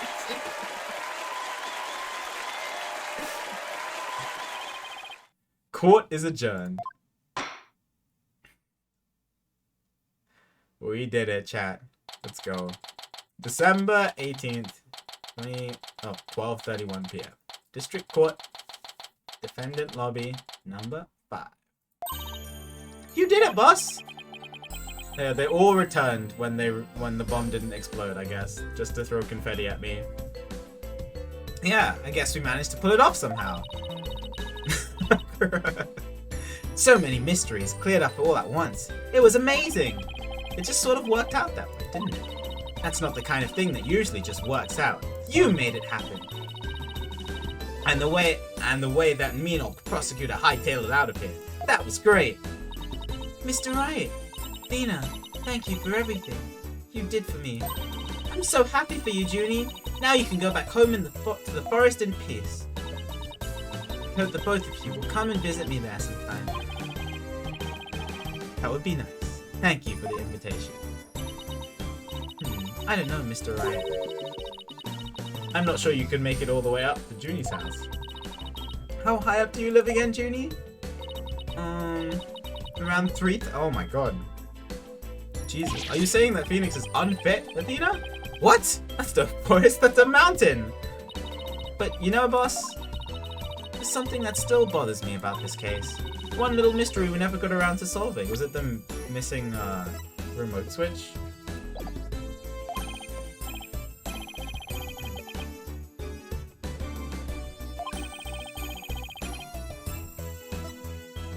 Take that! The remote switch, right? Yeah, I wonder where it disappeared to. Maybe Mr. Tenate just got rid of it somewhere? Yeah, it is a pretty big thing to leave unsolved, though. Well, let's leave it up to the police to find. For now, we should be celebrating our not guilty verdict. I wonder if it's probably going to play into something later on. It's a missing remote switch.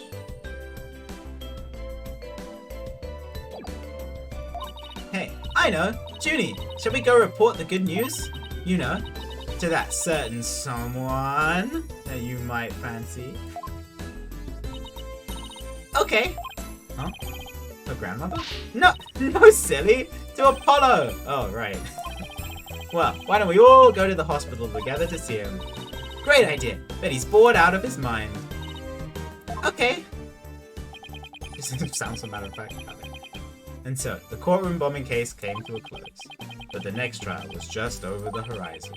There's never a dull moment with so many lawyers in the office, that's for sure. Apollo Justice, Athena Sykes, and me, Phoenix Wright. Between the three of us, there's no case we can't solve. When our powers combine, we're an unstoppable team. At least, that's what I believed. Uh-oh. The foreshadowing, Phoenix.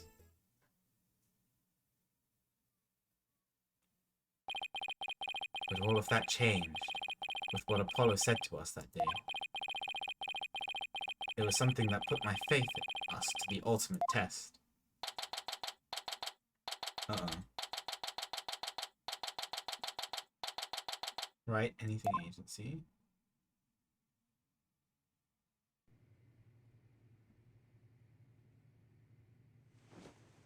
Sorry, but I'll be taking a leave of absence.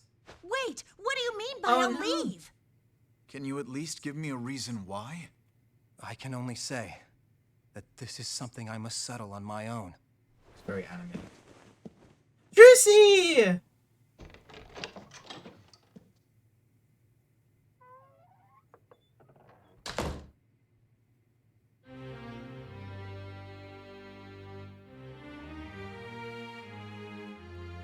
Apollo's going on his protagonist arc, apparently. Oh, why, Apollo? Why are you shutting us out?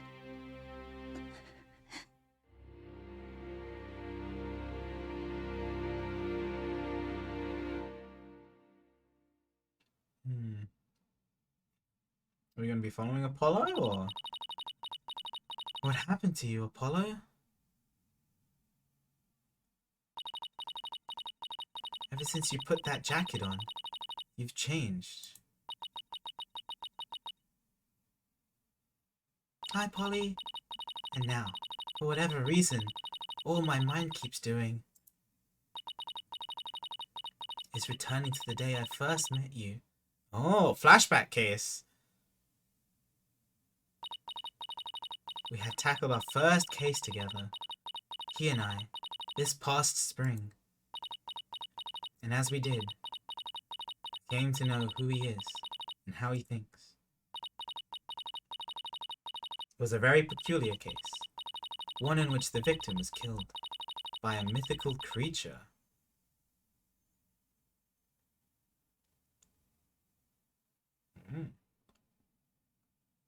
And interesting. A new episode has been added. The monstrous turnabout. Okay, let's save.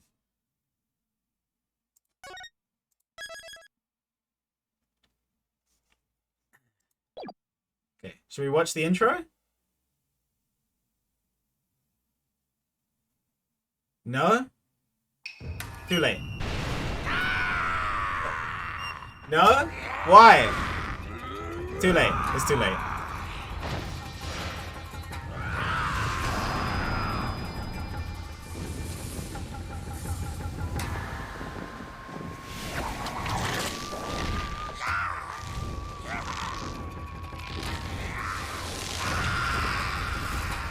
What the heck is happening? Long, long ago, the nine-tailed fox defeated the evil Tenmataro. The and nine-tailed sealed the fox? fallen demon away. To this day, it is I'm watching said that he Naruto now? slumbers even still within the forbidden chamber.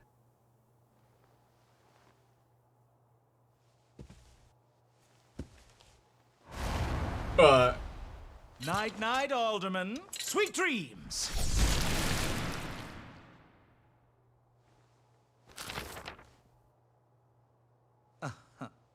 At long last, the revival of Tenmataro is at hand.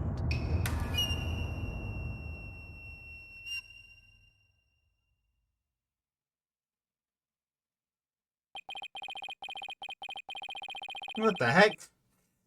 What did I just watch? A few months prior to the courthouse bombing.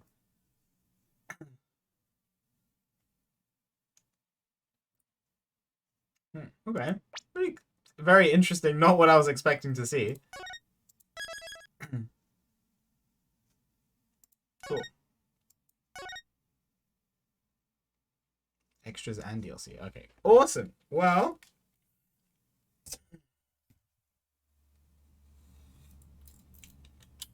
GG. Yeah, no, it's the preview. We always watch the previews. It's fine. It's fine. It's fine, chat. That was interesting. I don't know why the nine-tailed fox. Interesting.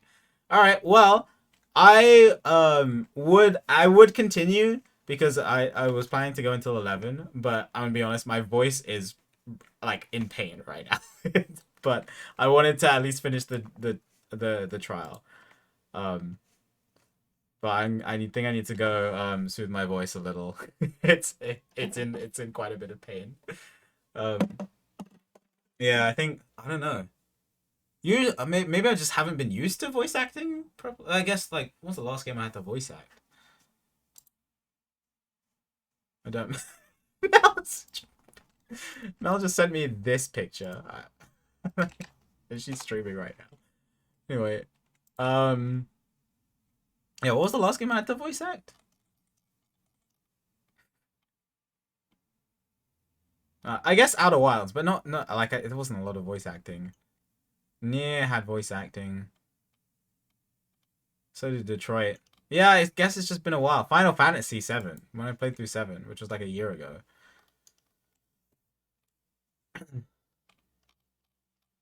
Yeah, crazy. All right, well, but we'll definitely do Case 2 tomorrow. Be super fun. I'm enjoying Ace Attorney again. I forgot how much fun this game was. It's so super fun. Loving it a lot. I can't wait to continue with this series. I hope you guys have been enjoying it too.